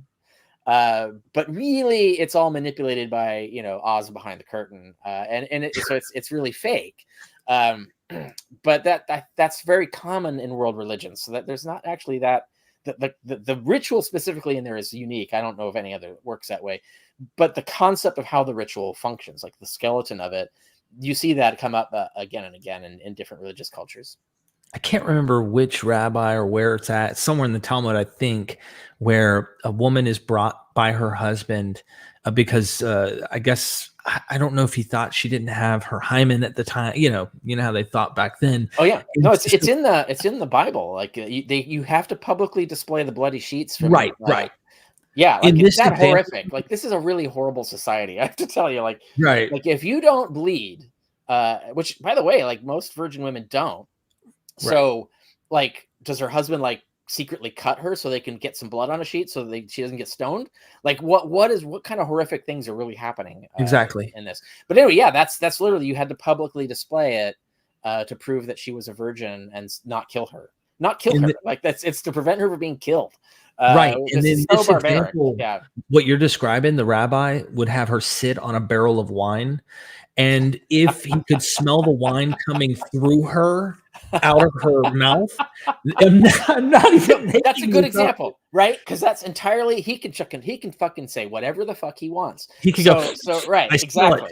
You're not a virgin. Right. He can choose. And so it's really just creating this sort of pretext to make it seem like God is deciding, but really it's the rabbi deciding. And so that's an example of exactly that kind of ritual. Thank you. Mahendra Acharya, thank you for the super chat. Tom Holland, newly Christianized Anglo-imperialist. Yeah, that might be a fair point. Anglo-imperialist. Yeah, okay. A liberal Anglo-imperialist. That would be an accurate description of Tom Holland, I think. Thank you. Foraker, when can we get Richard C. Miller and Richard Carrier together for a video? The discussion would be amazing. I'd love that. I'd love for both. Mm-hmm. Yeah, absolutely. Yeah, I tell people I recommend the book Resurrection and Reception. Resurrection and Reception in Early Christianity. Fantastically thorough set of examples of apotheosis tropes and things like that. Really good book. We're going to make it happen. We will make it happen, friends. Don't worry. I would love to know what he's working on. So like if he's working on something interesting and he wants to talk about it in front of everybody, that would be fantastic. Because I don't know what his latest project is. I don't know if he's gone on record saying that at least he's mentioned this much, that he wants to cover the early Christians in a way that is different from what the Yeah, historical propaganda we've right. been given is. Oh And yeah, like, totally. That's definitely his jam. And I just mean like specifically what's he working on now? Yeah, right. find out. Like, see if he's working on something and he wants to like chat about it. Okay. I'll talk to him. I'd be happy to. Thank you. Robert Mahaney, thank you for the support, my friend. Appreciate that. Far from Socrates, thank you for the super sticker. I really appreciate that. Nice. I don't see any comments under these, and there's two categories on StreamYard, so I can't see if you like super chat it and then you wanted me to see a comment. I apologize. So there's too many comments. Revilo 178. Christians didn't advocate abolishing slavery as such, just being nice to one's slave, as did Seneca, a pagan Stoic. Am I wrong? They didn't really do that even. So you have there's no reference to being nice to slaves like anywhere. There except there's Philemon is Paul is asking for someone to be nice to a specific slave, not to slaves generally, just to a specific slave, and only because that slave was very helpful to Paul. So it's not there's not really any theology there in that respect. There's some discussion of obviously Christians shouldn't be beating their slaves simply because they shouldn't be engaging that behavior at all, and they shouldn't be like raping their slaves because they shouldn't be engaging that behavior at all. It's not specifically directed at slaves. It's just that your ethics, you shouldn't be doing that, right? Just in general, to free people or slave. So you do get that in the epistles of Paul, but Jesus never talks about how to treat slaves as portrayed in the Gospels. Anyway, yeah. So to what extent did they teach being nice to slaves?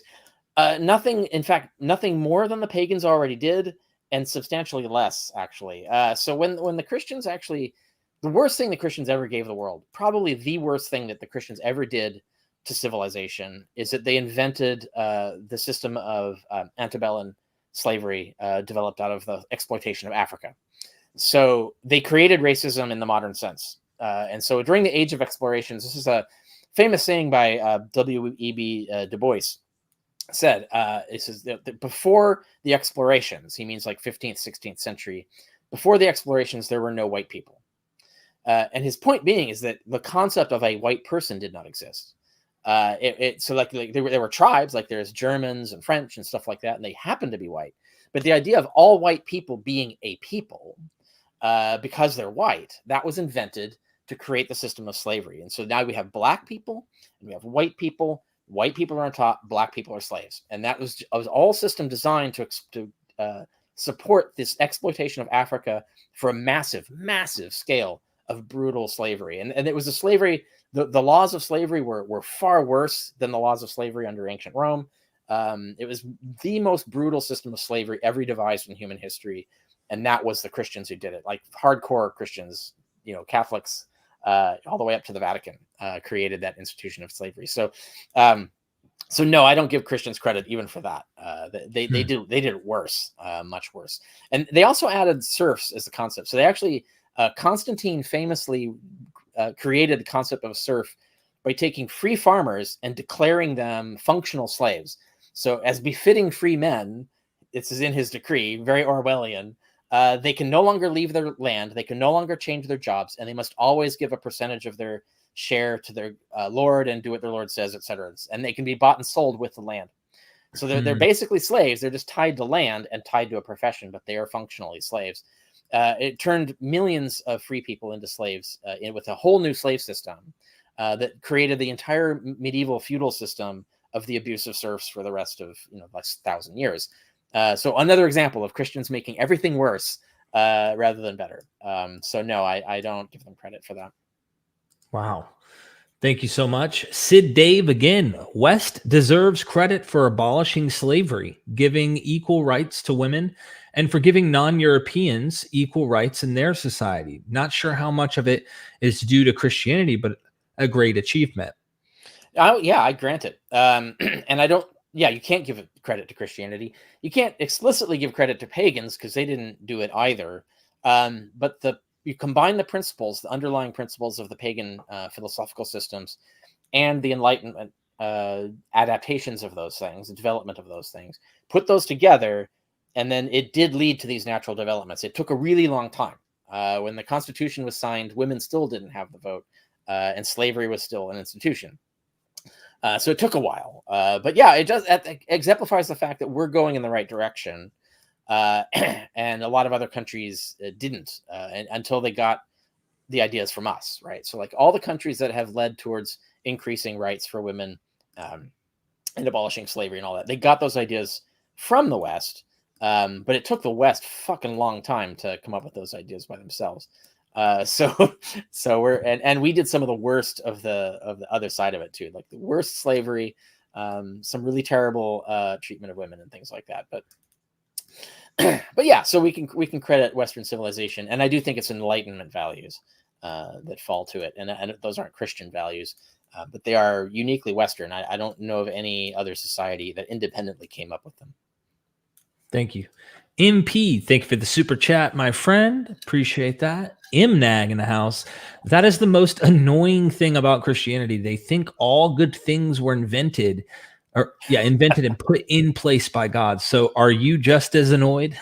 Yeah, I know. As a historian, I just get annoyed by when people say things that are false historically, right?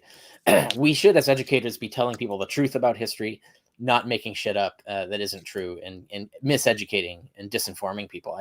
That annoys me in general, not just in this specific issue, but broadly in every case. Thank you so much, MNAG, always being here. Everybody, thank you for the super chats.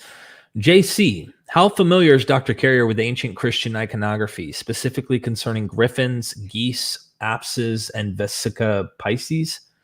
Yeah, no, that's not my field, so I can't help you there.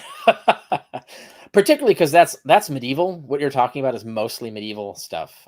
So iconography in general is not my specialization, but especially medieval iconography is not my specialty. So you would need to find someone who specializes in medieval history and who specializes in iconography, or art. Medieval art would be the specialty to look for if you want to find someone who can answer whatever question you want to ask about it. Thank you. Appreciate that, JC. Far from Socrates is back. Thanks for all the hard work and amazing and interesting work. Yeah, thanks. Yeah, I appreciate it. Thank you. Thank you. JC again. Are the volutes of the Proto-Aeolic columns of the city of David related to Phoenician tree of life imagery? This seems related to the Magdala stone. Yeah, that's pre my era. So that's also something I don't know about. So you'd have to find an archaeologist who specializes in those eras and those particular regions and subjects. Yeah. Thank you so much. Hard work. When will there be another Carrier MVP course? We have them ready to edit. Yeah. Yeah. I don't know that answer, but this year we'll have something out for sure. Yeah, there's a bunch in the can, so they're just waiting for Derek's super busy. He's running a whole channel. He's got a ton of other things to do and other courses he's building for other people. So yeah, it'll come out when it comes out, but you will find out about it through this channel. And through, I assume your Patreon as well, right? I'll notify. If people want to know when one of these drops, what should they watch? What channel should they watch to learn that? I would imagine here, or you could be a patron, and of course, I'll notify everybody there. Yeah. Or you could literally go to MVP and sign up for a course, become part of the email list, and then every time we launch, we'll send out, hey, here's the latest, greatest. But Ryan she's got to edit that next course, and I think she's got a couple other courses right now that she's working on, but once she gets so right, they're in the can, they're just waiting for editing. Also my channels will announce when one comes out, so you'll find it on my website, my Facebook feed, my Twitter feed.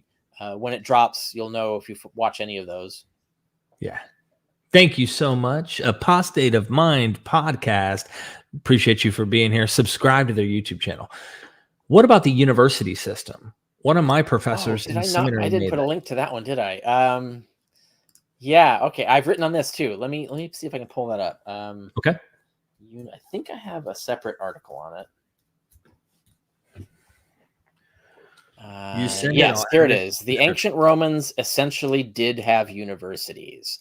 So I'll throw this in the private chat if you can port it over. Okay.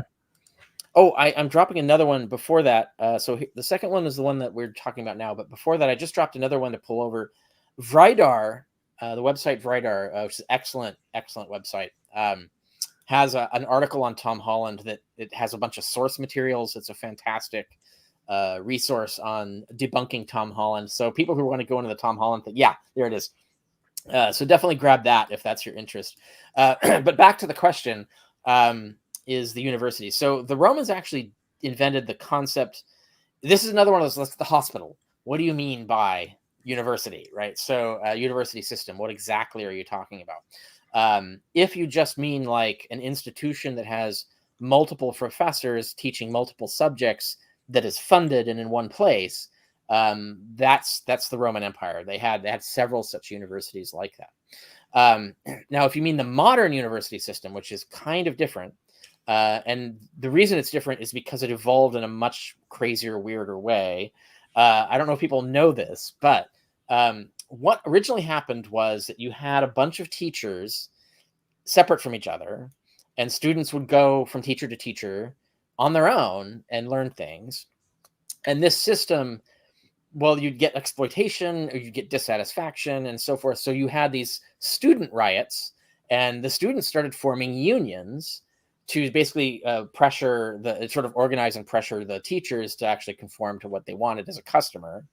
And this sort of created the earliest form of the university. Was this the teachers and the union and the students got together and decided to sort of create a sort of contract that would be a common system with common rules. And then eventually those got more organized. And then once they were organized and started teaching things the church didn't like, the church stepped in and said, no, you can't do this unless we run it. And so then they took over the universities and so on, and could control what was taught there. And so that's how the modern university system arose. And then it got more and more sophisticated and institutionalized as they became more and more capitalized over time. As they grew in resources and size and wealth, they acquired all of the organization and sophistication that we recognize as a university today. But there was no directive by no Christian said, the Bible says we should have universities and then create a university. The universities were an economic accident that caught the Vatican by surprise. And the best they could do is try and take control of it. And that's how universities came about. They were not inspired by Christianity at all. They were inspired by just ordinary capitalist economics, essentially. Thank you. Hammond, forgive me if I butchered that. Fun fact, Jesus is actually Zeus. His original name was Jesus, gangster Zeus, but someone misread it and it stuck. Yeah, if only. Right. Fair warning, that's not the case, but yeah. For true etymology, Zedeus, so in Greek it's Zedeus with a D, comes from Deus, which you'll recognize as the Latin. It doesn't come from that. Deus, the Latin for God, and Zeus come from the same root. It goes back to Devas or Dewas, which were sky spirits, and hence divas. It comes from the same. It's all from the same root, Proto-Indo-European root. So Zeus actually isn't a name; it's just God, the generic word God. Just like Allah is not the name of a god; it is just Arabic for God. So Zeus isn't even really a name, which is kind of funny. Thank you, Matt Lambert. Got the Lambert going on here. What sources can I point a friend to that shills for Holland? Sorry, that shills for Holland. Hang on a second. Okay, yeah, that's a bogus call. That shills for Holland. I don't know actually. Maybe people in comments have run into some of these. I don't know if, for instance, I would expect Tim O'Neill to shill for Holland, but I don't know if he actually does. I'm not aware of. I don't read Tim Holland's blog, so I don't know if he has a Tom Holland. Well, I think they're asking. You yourself, you run into it on like Twitter and Facebook and comments, right? Like that's when you say people come to you. It's just out there, right? And that happens to me. Like, so for instance, I guess this would count. Here'd be an example. I did a article on Shapiro recently on the free argument from free will, and then that led to another article I did, which was where there was three dudes, and it was Tom Holland and I can't remember the other two right now, but three guys sitting just pontificating at a conservative website. Now, that wasn't specifically about Tom Holland because it was 3 guys, but it definitely was shilling Holland, right? So, like, in fact, it was designed to shill Holland as well as the other 2 guys. So if you find that article, if you just go to my blog and search for Tom Holland, but all my articles about Tom Holland will come up. There's only 2. And one is the one we threw. I think we threw one. Maybe we didn't throw it in the comments, but you'll see there's one just me talking about Tom Holland. But then there's another one it's Tom Holland and a bunch of other people, 2 other people. And that's an example. And that was, I think, at the Brookings Institute or something like that. Is definitely a propaganda website. Definitely a deliberate piece of propaganda as a video. And so that would be, I think, meeting your what you're looking for. That's an example of that. I was reading this as the opposite and saying, like, what kind of sources can I give to a friend who's shilling for Holland? That's what, like, what kind to of a friend that shills for Holland. Well, the stuff we've been putting up. So the this is Mr. all in the Deity, description of the video now. yeah, the Mr. Deity videos are a good one. My one article about Tom Holland maybe is a good one. But I would focus on specific things. So if someone's shilling Tom Holland, I would say like get them to be more specific. Like what claim exactly? And then once you have a specific claim, then you can go to certain things. So like I have my article on ancient charity. I have my article on the foundation of modern government. And so I have specific subjects. They're not all in one place. That would be my recommendation, only because I've done thoroughly research these things and put a lot of resources, citations and links. So they're good platforms for you to go find other stuff. The Vrydar article might even be the best one to send because that Vrydar article that we just put up, I think we put it up in comments. Yeah. Because it just showed it on camera. That in the description as well. Yeah. That's a good one. Maybe that's the first one to send them to because it has a bibliography. It can, basically breadcrumb them to whatever it is they want to look into. But my work too on this, I think between those 2, I don't think anybody's and Mr. Deity, I don't think anybody's gone this detailed into Tom Holland and debunking his claims. I'm literally adding Mr. Deity to the description as well. Because I enjoyed that. That was a fun. He's sarcastic too. There's a lot. It's right. His videos are intentionally humorous and entertaining, but it's a good, pleasurable way to convey the information that they contain. Here, I'll have to add that in a second. So and just to show everybody, if you go to his YouTube channel, Stop the Steal is look who shows up. Yeah. And who took that picture? They must have been awesome. There's Dumbinion. He's just being funny here. Yes. Stop the Steal. And that whole series. So the Stop the Steal series that goes into that in detail. It links it, obviously, you can tell from the title. It links it to other subjects, not just Tom Holland. But his whole point is he's going after the whole Christians invented everything industrial complex. So he's dealing with the Christian nationalists as well as the Tom Hollanders, right? So like it's 2 different, he's covering all the bases basically. But yeah, Tom Holland is covered in there. Thank you. Mario again is back. Thank you so much. Translating Sapolsky into compatibilism. He might say we can max people's free will by meeting their needs, not heaping blame on them. Thoughts? Yeah, so this is off topic, but one maybe we'll do it sometime. I don't know, because one of my specialties is free will, the philosophy of free will, and I'm a compatibilist, which means that I think free will, as we actually apply it in the courts and things like that, is compatible with determinism, causal determinism. So usually people think they aren't compatible, but there's a whole field of philosophers who are compatibilists who think that the idea of free will being contrary to determinism is kind of an ivory tower fabrication, doesn't track the real use of the word in institutions where it matters. Anyway, back to the question. One of the reasons that we know free will is not contrary to determinism is that you can have more or less of it. And the more or less of it you have is measured by your degrees of freedom. How many options do you have? And when you're very poor, you have very little options, like very few. And so your free will is much more constrained. So if you want to maximize freedom, you want people to have more free will. And this is especially important for those Christians who keep using free will as if it's so important that God has to allow the world to suck just so that you can have your free will. So if you think it's that important, then you should believe in giving people more free will. And to give them more free will means giving them more resources or more access to resources. And multiple ways to do this. Modern Western societies do it by, except for America, but other Western societies do it through public health, right? So they have national health care systems. Even Mexico has a national healthcare system. Americans are behind. Like, we're more primitive than Mexico. So anyway, so national healthcare is an example.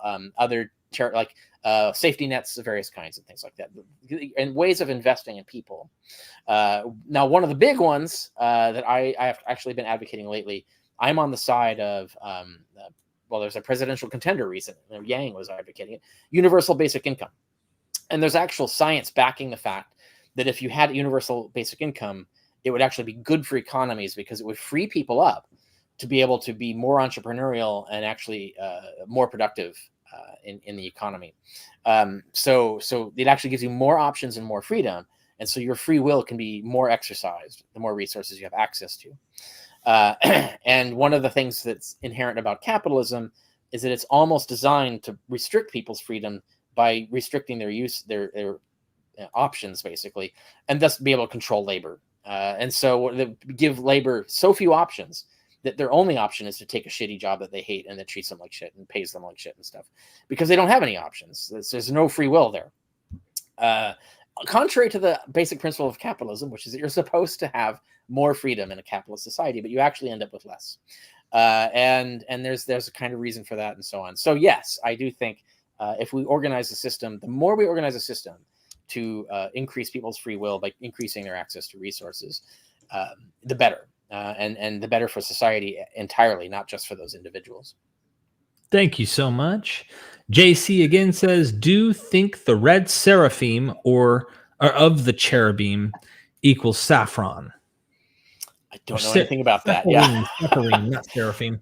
Sephirim. Can't comment on that. I don't know what that's even a reference to. Thank you. I'm sorry, JC. Imnag, Ralph Ellis suggested that early Hebrews were actually Egyptian. What are your thoughts on this, if any? Yeah. Ralph Ellis is a crank. So I would not listen to cranks. I would listen to actual historians. And there's a lot of history, a lot of published peer-reviewed history on this. The evidence is overwhelming that the Hebrews were Canaanites. They were actually just that they came from where they, what they call the Holy Land is where they came from. They didn't come from Egypt. They didn't come from anywhere else. And even insofar as they adopted anything from Egypt, it was their own adaptation from a neighboring society, just as they adopted things from the Babylonians and from Ugarit and other societies around them. They borrowed things, but they themselves are just always there for as long as their language was spoken there. However, Hebrew language is Afro-Asiatic, but then so are a lot of languages that are in the Middle East are Afro-Asiatic languages. It doesn't necessarily mean that Hebrews come from Africa. It just means that their language comes from Africa in a very deep, multiple level sense, in the same way that our English comes from the Caucasus, even though there's no one in the Caucasus natively speaks English, right? So, you wouldn't say that therefore the English came from the Caucasus. That would be a silly statement, even though the language traces back to there. And Indo-European, so you can go all the way, you've got the Indo-Iranian and the Indo-European region that sort of steps. It's Russia, is where the root comes from, but that's not where English people come from, and therefore it's not where the Hebrews don't come from Africa, because their language goes all the way back to Africa, in the same sense that our language goes back to Proto-Indo-European. These are just terrible lines of reasoning that don't hold up in any other case, and so they don't hold up in this case either. Thank you. Dr. Andy's back. Was the opposition to pleasures of the body in Christ mainly caused by Paul, Plato, Plotinus, or Plotinus? Plotinus, yeah. Plotinus. Or Aristotle. Or Aristoteles? Aristoteles, which is the actual Greek pronunciation of Aristotle. Okay. Or only Saint Augustus, who ruined it. I think you mean Augustine, not Augustus. Saint Augustine, who's the early 5th century writer. Well, I wouldn't say Augustine himself invented the idea and is responsible for it. The reason his writings were so influential and popular is because the ideas that he was spreading were already being promoted by other people and were very popular. The pleasures. Yeah, does it come from Paul? I'm trying to think. The short answer is it predates them all, right? Like it's a Jewish concept, right? So it's coming from a Judaism that's already sex denigrating and already guilty about pleasure, and so it's in Judaism already, and Christianity comes out of that trend in Judaism. So it comes from there. Insofar as they just lifted ideas to defend it from all these other authors listed, yeah, absolutely. They just, wherever they could find resources to defend their weird, twisted worldview, they grabbed them and used them. But they didn't originate there. They really comes from Judaism, and a particular wing of Judaism that Christianity evolved out of. Thank you so much. Inquisitive mind, who is more moral, Hashem, Christian God, or Allah? Huh. Well, what's Hashem? I don't recognize that. I think that's Yahweh specifically. Okay. Yeah. Okay. Well, Yahweh is the name of that God. So, but that's a Canaanite God. Right. Well, in their stories, so like Allah doesn't really get a lot of stories about him. And really, the Quran sells him as Yahweh, right? It's like the Old Testament is also Allah's doing, right? So the prophets speak for Allah. So the Old Testament, that Yahweh is Allah. Allah just means God, right? It's not a name, right. Whereas Yahweh is a name. So who is more moral? I would have to say of the three, the Christian God is, but only because the Christianity, the Gentile Christianity that became the Christianity we know, cut loose most or a lot of the stuff that was particularly the Old Testament God. So they got rid of the vengeful, hold up the bloody sheet God, but they didn't entirely, right? So like this practice of for example, the practice of a woman having to show the bloody sheets to prove she's a virgin or else she gets killed. That still happens in Africa in both Christian and Muslim societies. So they didn't get rid of all of it. Their God is still the same bastard of the Old Testament, but at least some sects of those got rid of that God, and so did Reform Judaism. So like the Jews got rid of that God too, but not all the Jews, right? Some Jews will still believe in the asshole God of the Old Testament. So there isn't really an answer to that question because none of these gods exist, and all of these gods are reformulated in different ways in different sects. So there's good Allahs and bad Allahs, and good Yahwehs and bad Yahwehs, and good Jesus and bad Jesuses, and they're all constructs of different people. They're like, so all I can go off is the text. So insofar as all three of those gods are the same God of the Old Testament, they're all fuckheads, and I don't think you can really say that any one of them is nicer or more moral than the other because they're all the same God, right? Except in the contrivances of later humans rewriting the text and rewriting their own imagination as to what they think God is and what he really did and stuff like that. So, but if all we go by is the text, they're all the same God, and that God is pretty horrible God. By any comparison, it's hard to find a God in society in any other religion in any other region that is as bad a person as Yahweh. It's pretty horrible. I have a link on this. Let me find that real quick. Okay. So I have 24 examples of this, of how Yahweh is the worst. And let's see, where do I have that? 24 ways. Let's see. Here it is. The will of God, 24 evil Old Testament verses. You're going to send that? I'll put it in the private chat and you can port it back over. Yeah. I'll put it in the description for anybody who's interested in reading up further. So, I just put it in there just now. I list 24 examples. And like I said, I have yet to find a God in any other culture at any point in history that is as evil as the God that these passages portray. 24 ways Yahweh is the worst. Yeah, and so Trinitarian Christians preach that Jesus is that guy. So he did all of those things. So he's the same person. He's not better. He's not a reformed Yahwist. And same with the Muslims. So the Quran says that Allah is the same God. So they're all the same God, really. You can only get them not to be the same God when you go looking at specific sectarian revisionist versions of history where they invent their own version of these gods. And then you have 1,000 different versions of all of them. So not really helpful line of inquiry. Thank you so much.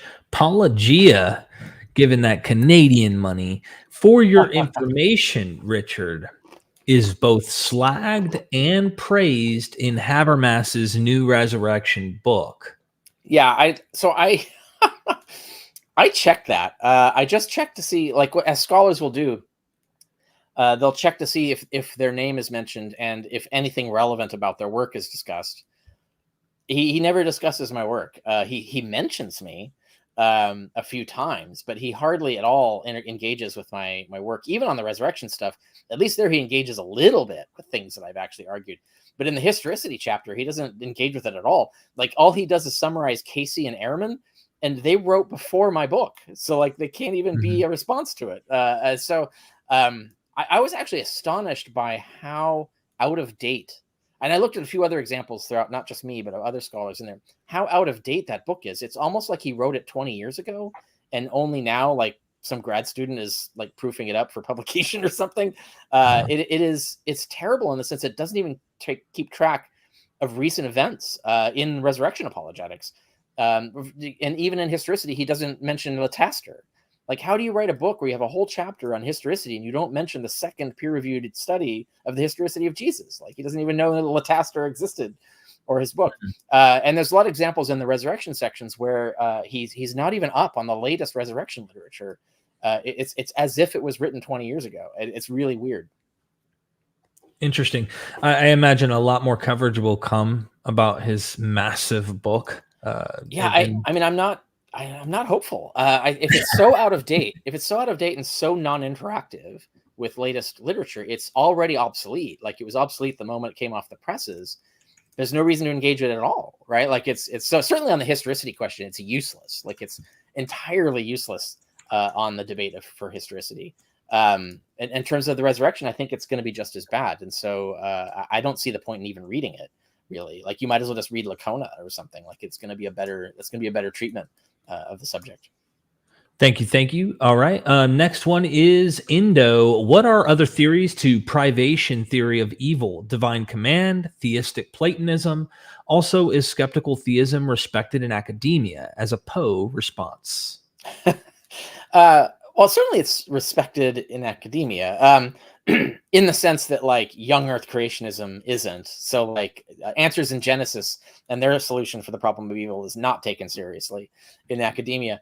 Skeptical theism is taken seriously, at least, as a view. In fact, skeptical theism is at least attempting to interact with the arguments against their position, right? So, like, Answers in Genesis is just a propaganda mill. Other theories. So I don't really go into this. I'm not really interested in Christian. So I'm just going to put this bluntly. I'm not interested in Christian bullshit. And so all of this that you've listed is all bullshit. It doesn't relate to anything real. Like, there's no empirical way to answer any of these questions. It's all made up shit, and it's only made up by Christians. It has no purchase with reality. And as a philosopher, I only deal with reality. So if you don't have an argument that's based on facts and reality, I'm not interested. You're just singing mumbo jumbo. You're putting angels on the head of a pin. Those kinds of debates amongst Christians I find useless. In terms of, like, serious attempts to engage with the argument from evil, they have all failed. And so there was actually a really good exchange on this recently. So I did an article. I'll see if I can find it again. You can put it in there. I know this isn't related to today's topic, but is Sturba. So Sturba just came out with a book. Well, maybe the word "just" is exaggeratedly close. Yeah, just so you know, Apologia said he's slagged for mythicism, but praised for defending some notions of Jesus's burial. Yeah. No, right. That's funny. Yeah, of course, he praises the stuff that he likes. Right. Yeah, because he's interacting with the empty tomb, which was published in fucking 2005. That's 20 years ago. Anyway, right. It's an obsolete book. It's totally. No, I just put in the private chat the link that I'm thinking of. So James Sturba came out with a book arguing for. Well, James Sturba poses it as he's arguing for the logical argument from evil, that he thinks he can prove God logically impossible. I disagree with him. I think all he's done is produce a really good empirical argument from evil, like a really, really good one. And so James and I argue over the semantics of that, whether it's a logical argument from evil or an evidential one. But it's really good. And so that book is like, that's the top of the line. So if you want to like interact, if you want to see responses to like respectable attempts to defend God from the argument from evil, and you want to see our response to it, and therefore references to the good ones, like the best ones that there are, that's Sturba. So get Sturba. Now, in addition to that, Sturba did a whole series with a bunch of scholars critiquing him, including me and Lataster and some others, including theists, right? So theists who don't like the argument from evil, but even people who do like the argument from evil are critical. That exchange, so our arguments in that series and his arguments in that series, is all a super valuable discussion of this subject, and it's just recently been published as a book. So it's at the I can't remember where it is. I don't have a link to it, but it was a series of articles in a journal, and I think I have mine. Let's see, do I have that? Let's see. No, it's not coming up.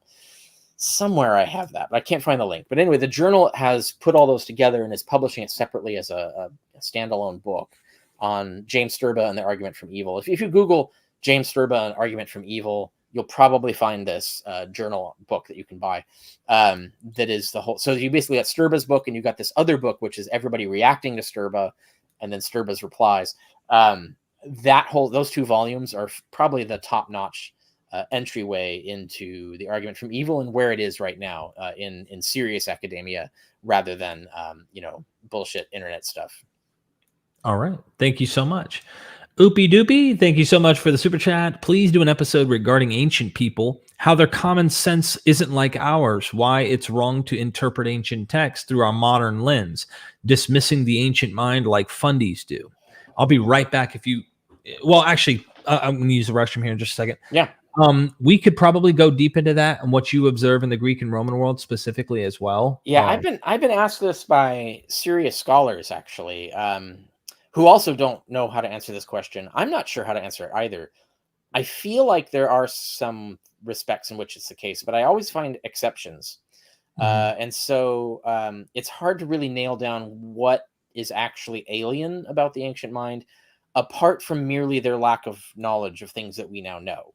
So hindsight bias is not what we're asking about, right? We're asking, this question is a good question. And it's asking more about, like, their way of thinking entirely different from ours in certain respects. And like, did they just live in a different world than we understand? And that is a good question. And I have been struggling with like exploring this. I don't have a definite answer yet, but it's something I'm looking at and thinking about. Thank you so much. Joel Pearson, I'm going to walk away for a second on this one here. I'd love to hear Dr. Carrier talk about ancient science on stream again. Make it happen. Got any quick examples? Yeah, quick examples. There's your opportunity to hit the restroom. Yeah, so this is the thing this is my dissertation, right? My Columbia University dissertation was on ancient science. I love to talk about it. And yeah, I think I've been on this show before talking about it. Either science or technology. I can't remember.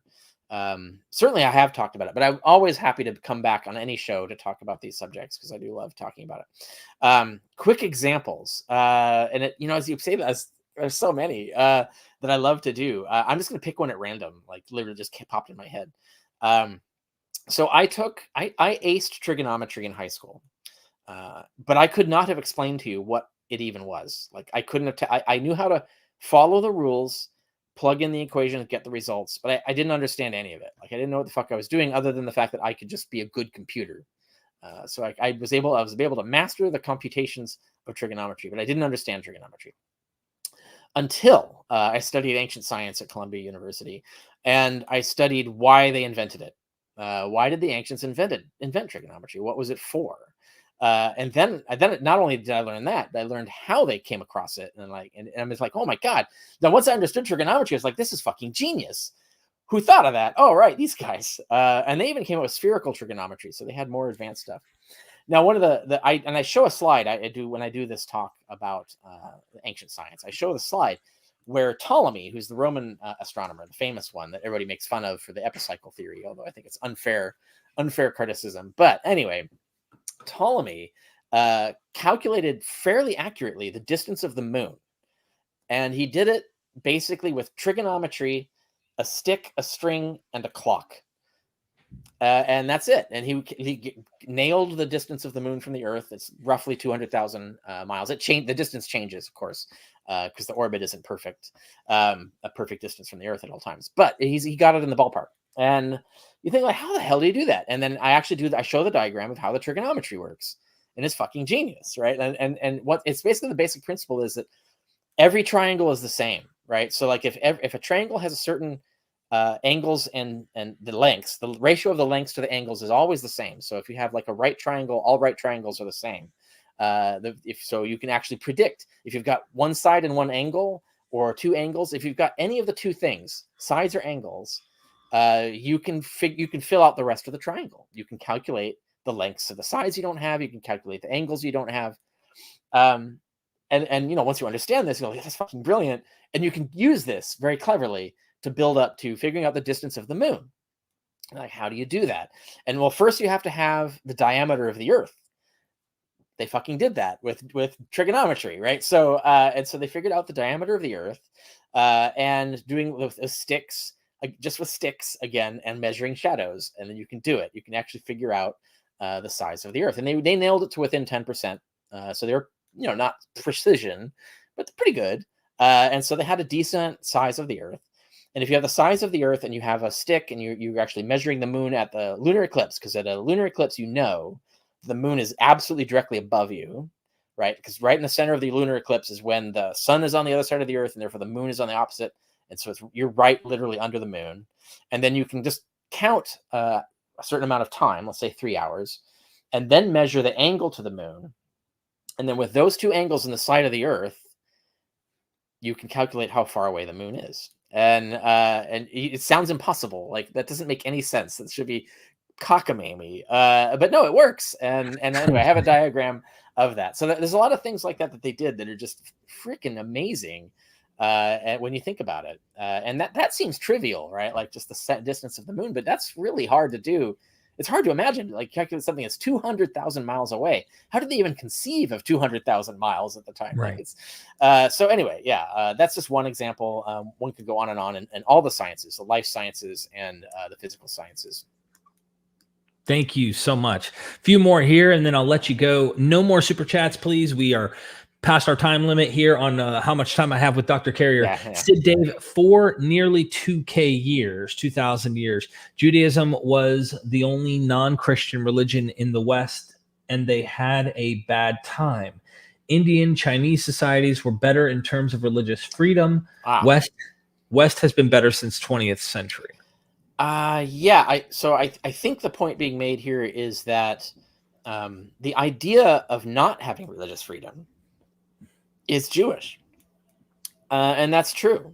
I can't think of an example of religious freedom being suppressed by any other culture in history, that other than a culture that is completely subsumed by a sect of Judaism. So Christianity is a sect of Judaism. Mormonism is a sect of Christianity. So Mormonism is just a sect of Judaism. Islam is just a sect of Judaism, possibly originating from the Torah observant Christian sects of the Syria of the time. So they all go back to the Old Testament and the Jewish concept of suppressing freedom of speech and religion.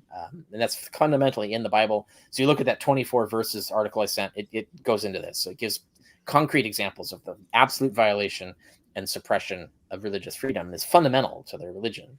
And they're the only ones that did that. And then those religions became the imperialist religions that dominated the world. And you can actually explain that because without religious freedom, they were able to annihilate competitors. So obviously you combine those with industrial imperialist societies and they're going to dominate the earth, right? Because they're going to kill everybody else and suppress everything else. Now, this is an argument I've made with more sophisticated form than I just uttered it here in my book Sense and Goodness Without God, which is defense of metaphysical naturalism, which is my philosophy of life, the whole worldview, whole defense of an ethical humanist naturalist worldview. I have a section in there on this fact, that sort of mimetic virus form of religious suppression as a sort of vehicle for natural selection, which is not to praise it, it's actually to criticize it, of course. Wow. Yeah, there's a lot there to think about. But yeah, if you go into the more pagan societies, we'll call them that, anything other than the Abrahamic ones, it seemed they were much more welcoming of other of other deities, other ways, and things Yeah. like that, it would seem.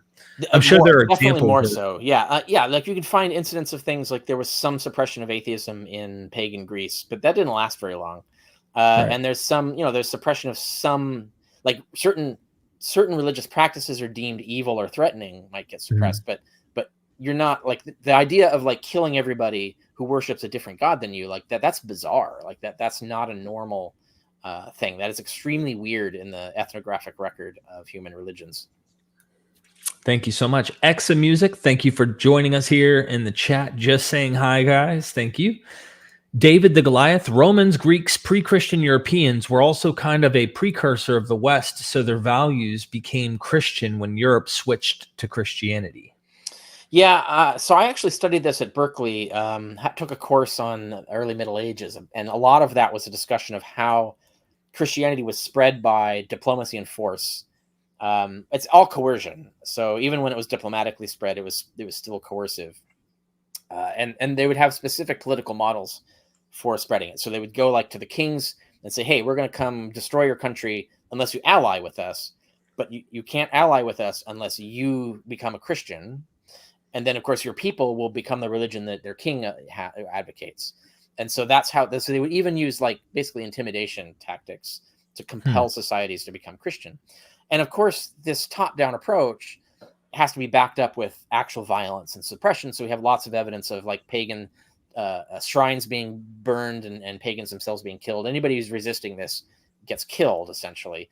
But of course, the arm of the state is fairly weak in the Middle Ages. So they try this terrorism model, like try to terrify people to be Christian. And it sort of works in the sense that people will happily pretend to be Christian.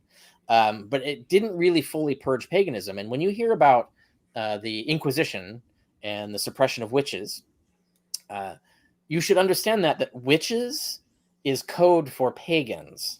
It means ordinary, country folk who are, claiming to be Christian to get the guards and stuff to go away, but then they're just practicing their regular religion, their religion that they've been practicing for thousands of years. The Christians rebranded that as evil witchcraft and then went in and killed everybody, right? And so they used another system of terrorism to suppress the last remnants of paganism in these cultures. And so the active violent suppression of paganism in Europe took thousands of years, but it was very relentless. Thank you. Lucan, for you, I think that's what your name is. Big fan of Dr. Carrier, even more after he answered my email about getting his work translated into Polish. Does he have much interest outside the Anglo sphere? I'm not sure what the question is. In terms of publishing, in terms of getting my books into other languages, he already knows the difficulties there because he and I have been working together on getting a Polish edition of one of my books produced, and it's not easy. I can't just do it. So basically, if anybody wants a translation in another language, somehow they've got to get a publisher in that language group. So like you got to get a publisher in Poland, or a publisher in France, or a publisher in a Latin-speaking country if you want Spanish. You got to get them interested, and then they have to talk to my publisher, and they have to work out a contract. And I will gladly sign off on anything that those two parties will agree to. But I can't make that happen because I don't know who publishes books in Mexico, or even who publishes books in Mexico who would want to publish a book by myself. So someone else has to find that and get the parties talking together. I can help you get them in touch with my publishers.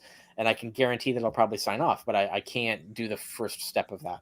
And that's why my book isn't as widely translated. And it's mostly because foreign publishers don't expect to sell enough units to make it worthwhile translating. And that's the second problem, is getting a translator who's willing to work for free, because I can't afford to pay for a translator, neither can the publisher. So you put those two obstacles together, it kind of limits what we can do.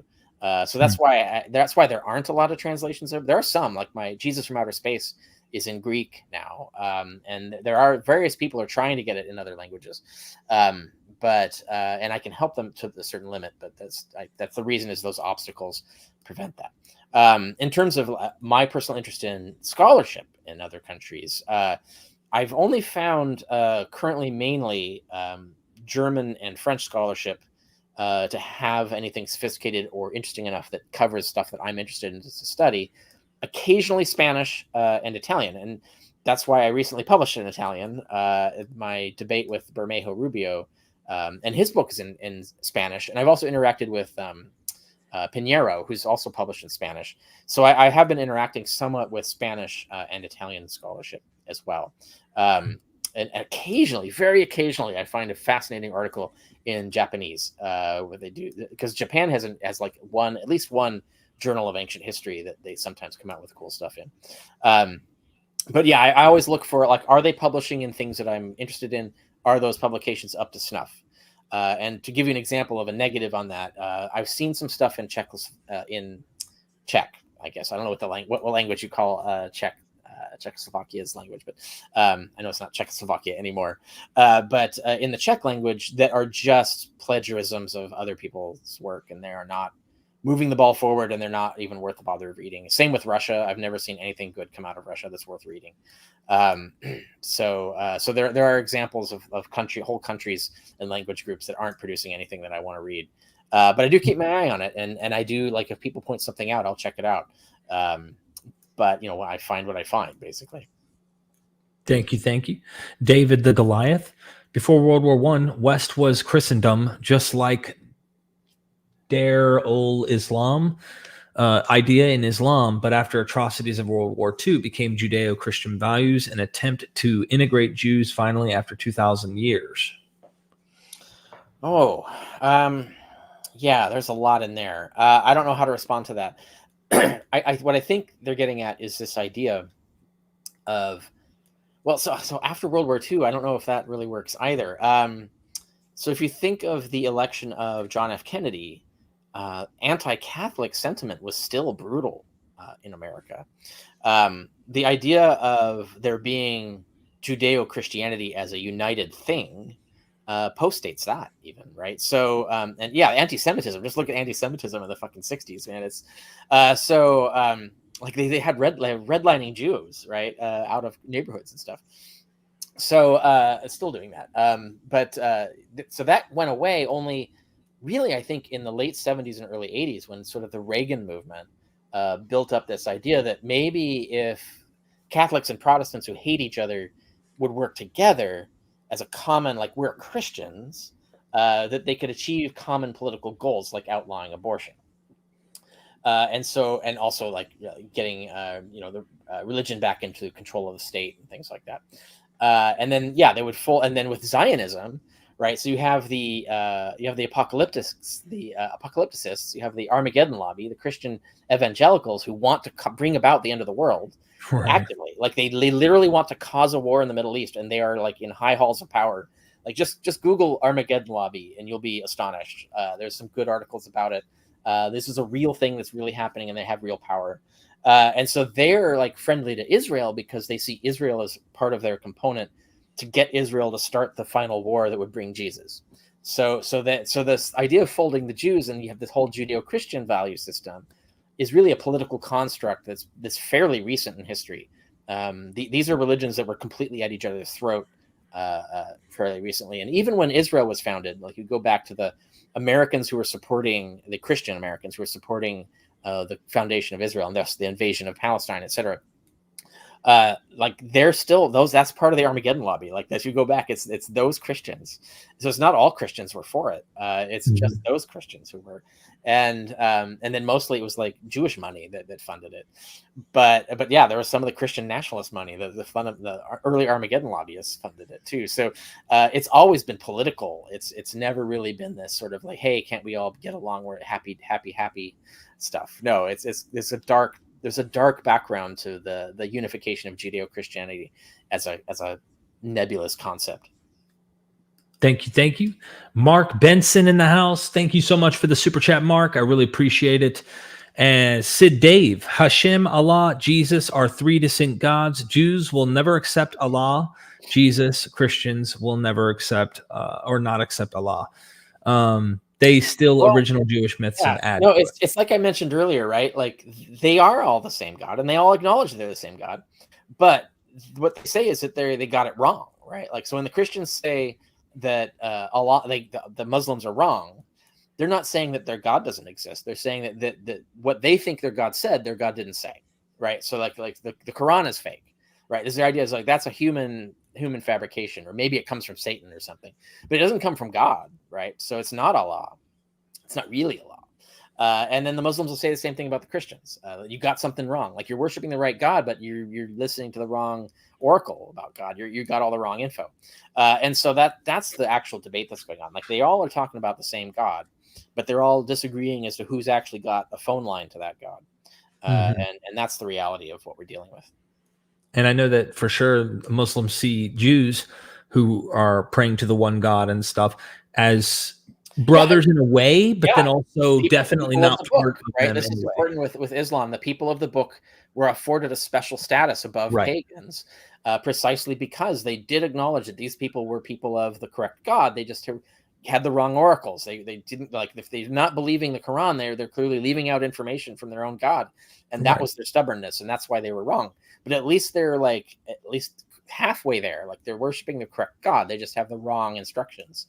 And so that's, the Muslims actually built that into their treatment. Hence why the people of the book were superior to the pagans. Thank you, Sid.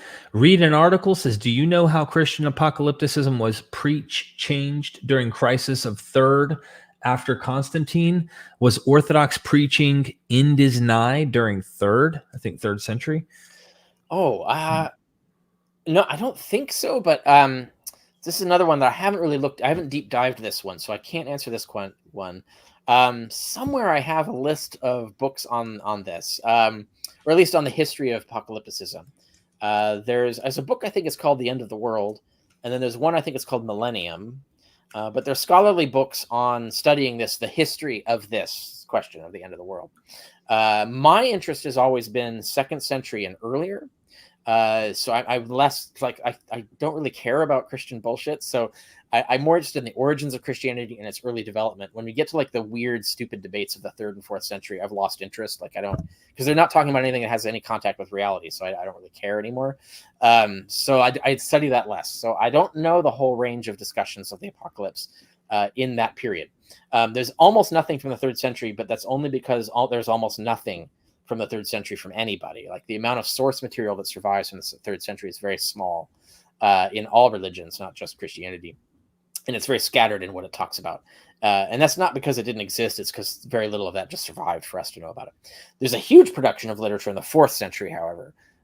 So that would be the place to look. And then maybe the 5th century. How is apocalypticism being dealt with in those periods? And then you get into the Middle Ages, and that's well outside my field. But yeah, you want to find those books on the history of the apocalypse, and then maybe contact their authors and see if their authors know the answer to that specific question, because they might do.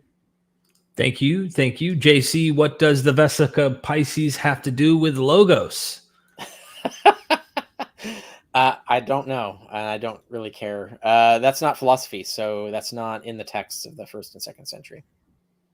Thank you. Blake says, how do you respond to the claim that ancient Israel had to wipe out their enemies because their enemies were practicing child sacrifice? That wasn't the reason. That was a reason. The real reason is stated in their laws, and that's the 24 evil verses. That one article I put in that Derek put from me in the comment, that gives the actual reasons, and they're stated in there. It has very little to do with child sacrifice. But yeah, you see that as a polemic that comes up later as like an additional reason. The problem is the Jews were doing it too. There's a whole story about Jephthah's daughter. That's human sacrifice as an example.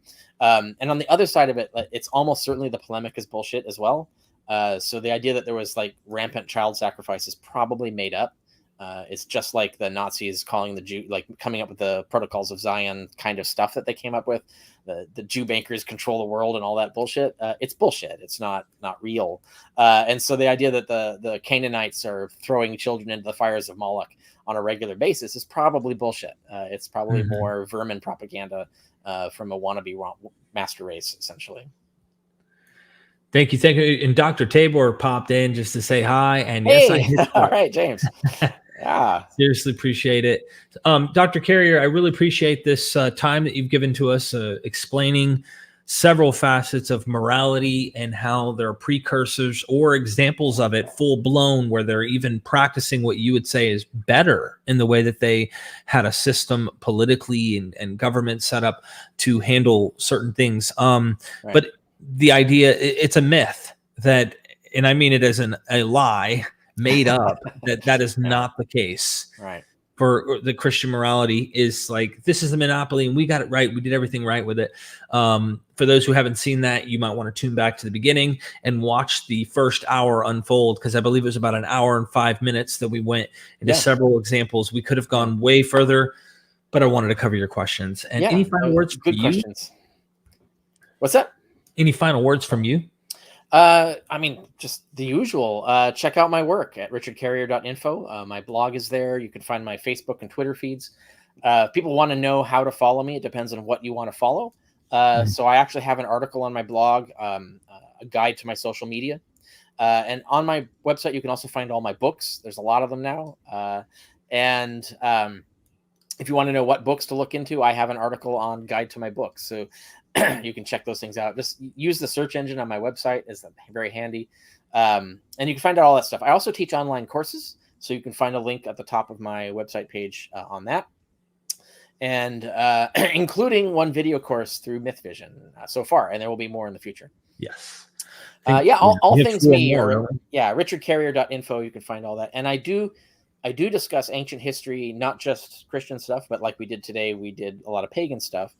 But I also do philosophy, like modern contemporary atheist philosophy, and other subjects. I'm weirdly published in Hitler studies for a strange reason. And if you want to know why, it's really fascinating. You can Google Hitler on my blog and find it. One of the takeaways of my studies in Hitler is that Nazis are liars. They're just all liars. They lie about everything. And that's fascinating for a historical. It's a very fascinating challenge for a historian to try and get at what really happened when the people you're reading are just lying about everything all the time. So anyway, a lot of other subjects I talk about, not just the ones we covered today and that I'm usually known for. But so you can find all that stuff again at richardcarrier.info. Yeah, all the links are in the description to sources that were mentioned, written by you. Also, Mr. Deity's YouTube video series, responding to Tom Holland.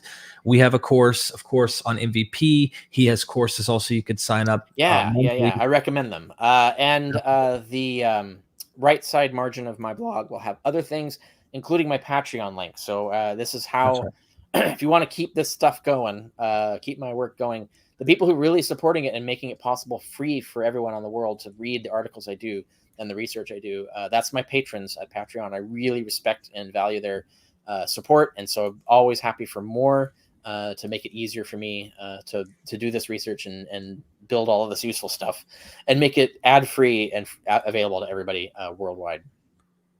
I appreciate you playing the videos all night. Seem to sleep fantastic. Sleep better with my voice. I hope that's a good thing. But I appreciate all the support, everybody.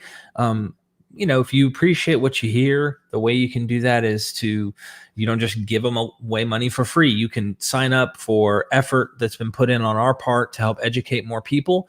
And I hope that this has been a helpful episode for you as much as it has been for me. And have a wonderful day. Appreciate it.